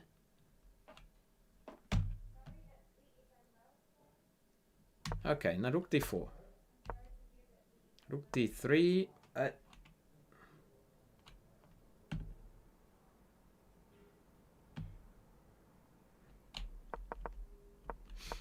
I don't really understand most of the moves you are playing, to be honest.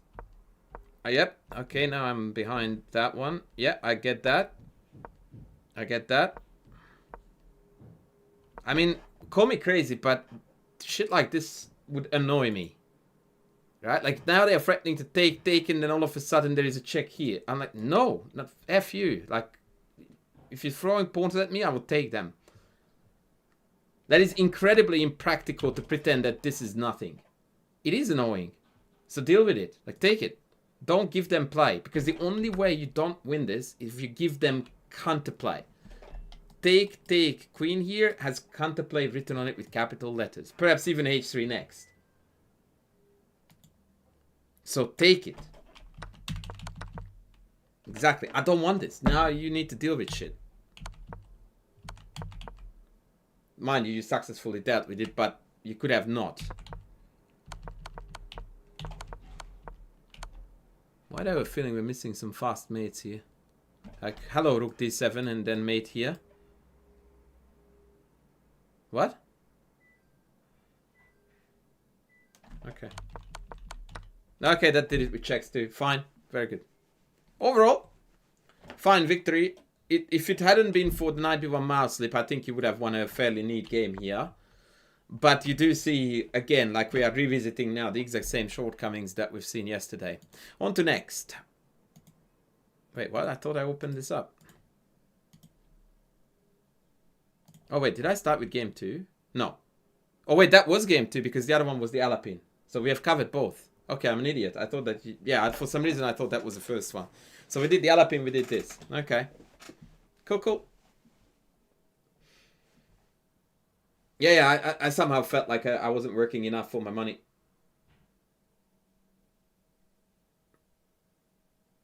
Absolutely zero chance, Gregory, that I'm going to analyze the game that you're currently playing. That is the very definition of cheating. Also, on that same note, I would like to ask, what the hell were you thinking?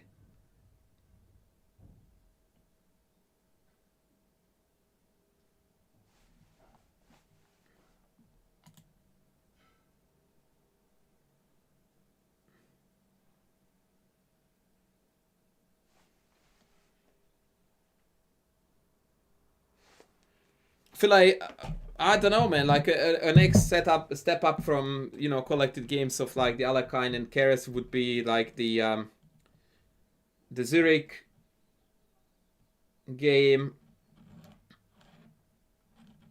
collection. generally speaking, as you pass chronologically further up, you will find more complex game collections. Like, you know, the Stoll one that I really like is, I think, 50 Modern Masterpieces or whatever. John Nunn Understanding Chess Move by Move. Those are a step up from the ones that we mentioned previously.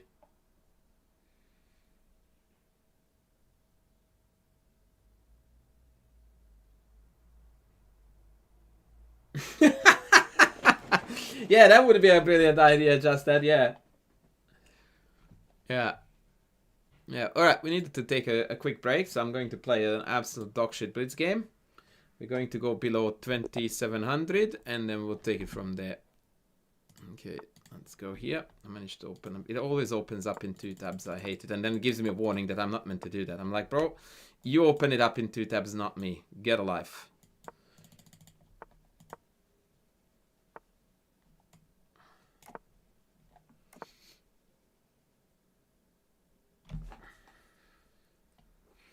Actually, I'm somewhat inclined to take it. Knight d4, e5.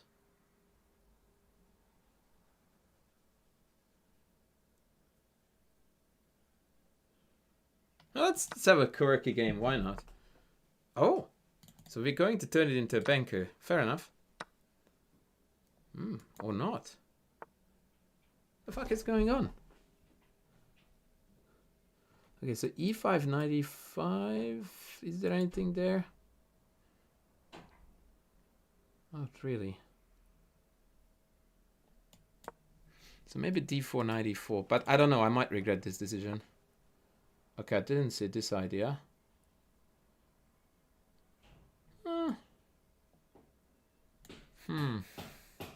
Let's have knight d4 here.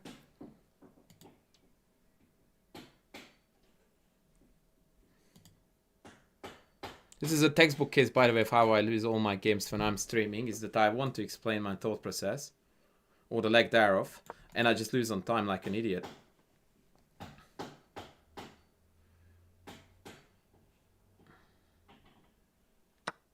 So now knight a3 is gonna be putting knight b5 on the menu. Never mind. What the fuck is that? Maybe queen a4? That was weird. In a way, but I guess, yeah, 19 makes sense.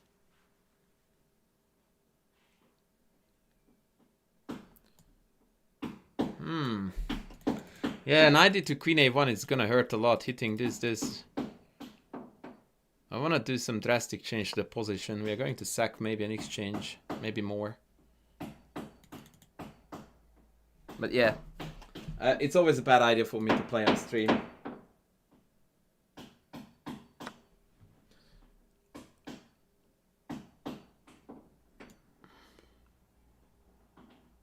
So take, queen d4 check. I can come back. And that's a dog shit position. But I signed up for it.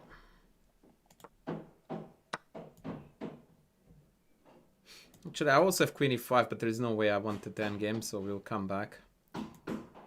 If they don't go check, I would have c5. Even now I want to play c5, actually.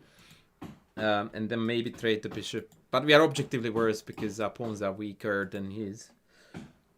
e2 is hanging a little bit now.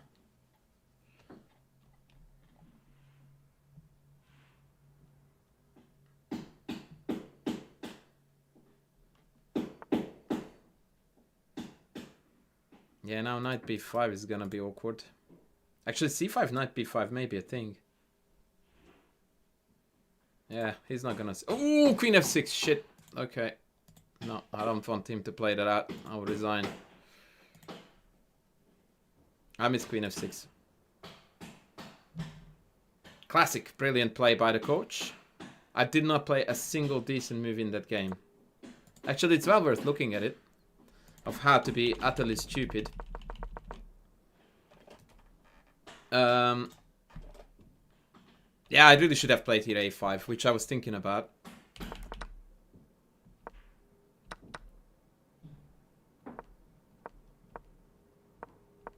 Yeah, this is shit. Apparently I needed to take and queen a5, which I did look at, but I thought that after d4, rook a3 was gonna hurt.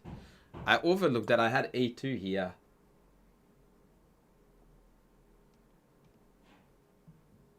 And now there's no knight c3. They have to come to d2, and then it takes a fair few moves to hunt this down. Okay, but now we need to earn back our rating, so now we're playing.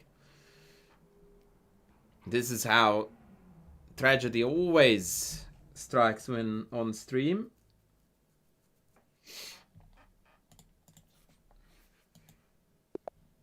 Okay, here we go.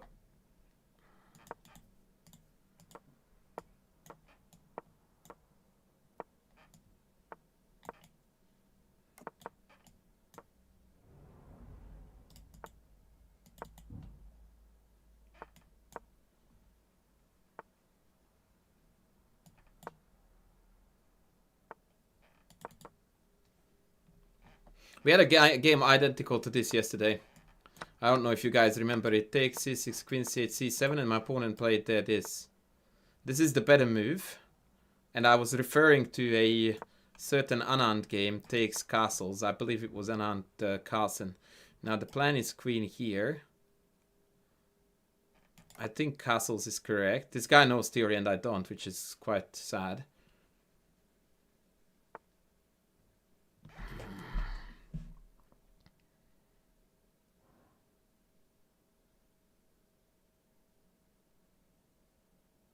I don't know what I'm supposed to do here.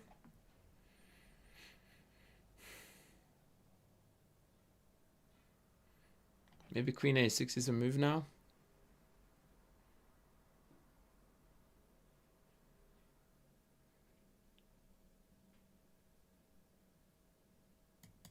It's a very complex position to just casually walk into.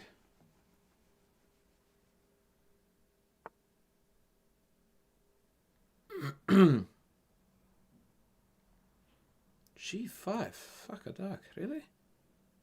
Now that I didn't expect. What?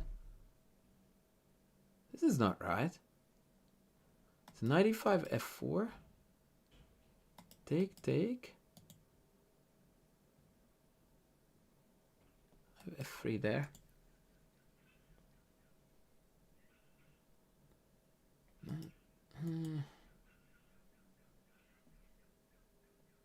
I also have bishop e5, g4, knight d2, knight takes, pawn takes.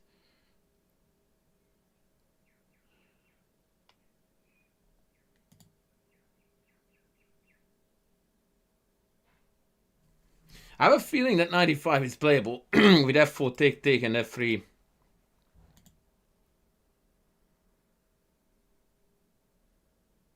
Fuck it, let's do it. I'm curious.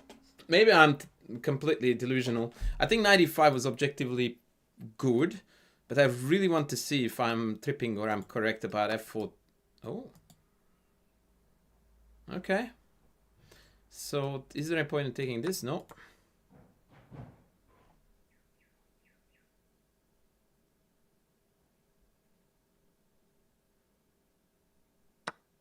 Yeah, I wonder if it just sucks for me after takes. Oh, then I have queen c6 actually. This should be winning or close to. Unless bishop c5 reigns on my parade. Oh shit, I missed that. But wait, knight d6? Queen a6, queen, rook takes, knight takes, and queen takes back defends this.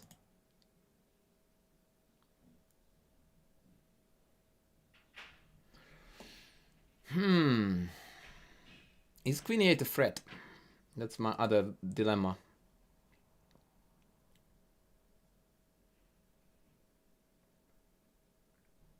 Okay, I'll go here.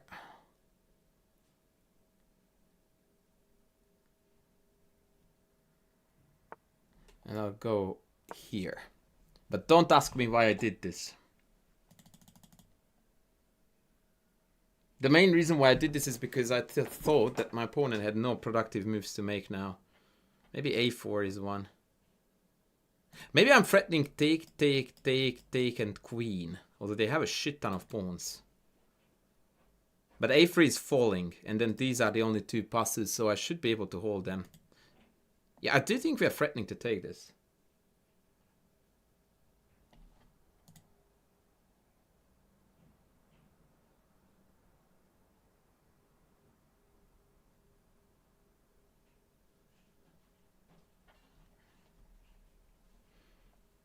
And the fact that he's in the think tank for 5 years now is good news. Oh, also, I might have missed this, by the way. But now he just bonded a piece, no? Hello? What? Oh, he wants to take c7? Nah. I mean, this is just over.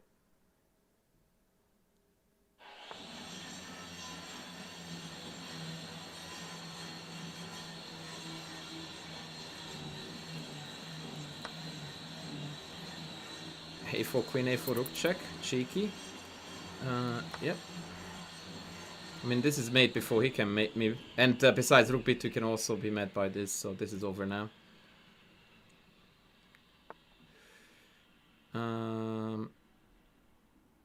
That might have been stupid.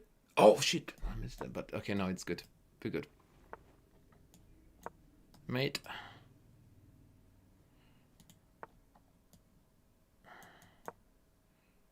Don't ask why I did that, but now we know why I did that. GG.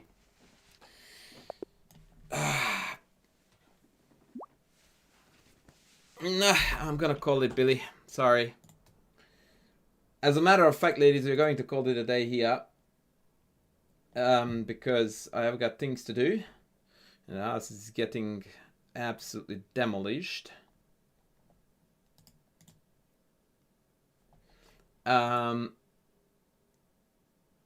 Yeah, we had fun today. We had fun, and we had some lovely people joining us today, including Just at Blue coming back after a long hiatus. Alex was lurking. And now I'm going to radio off, ladies. I'm going to radio off. Thank you very much for the kind Donalds and the game anals.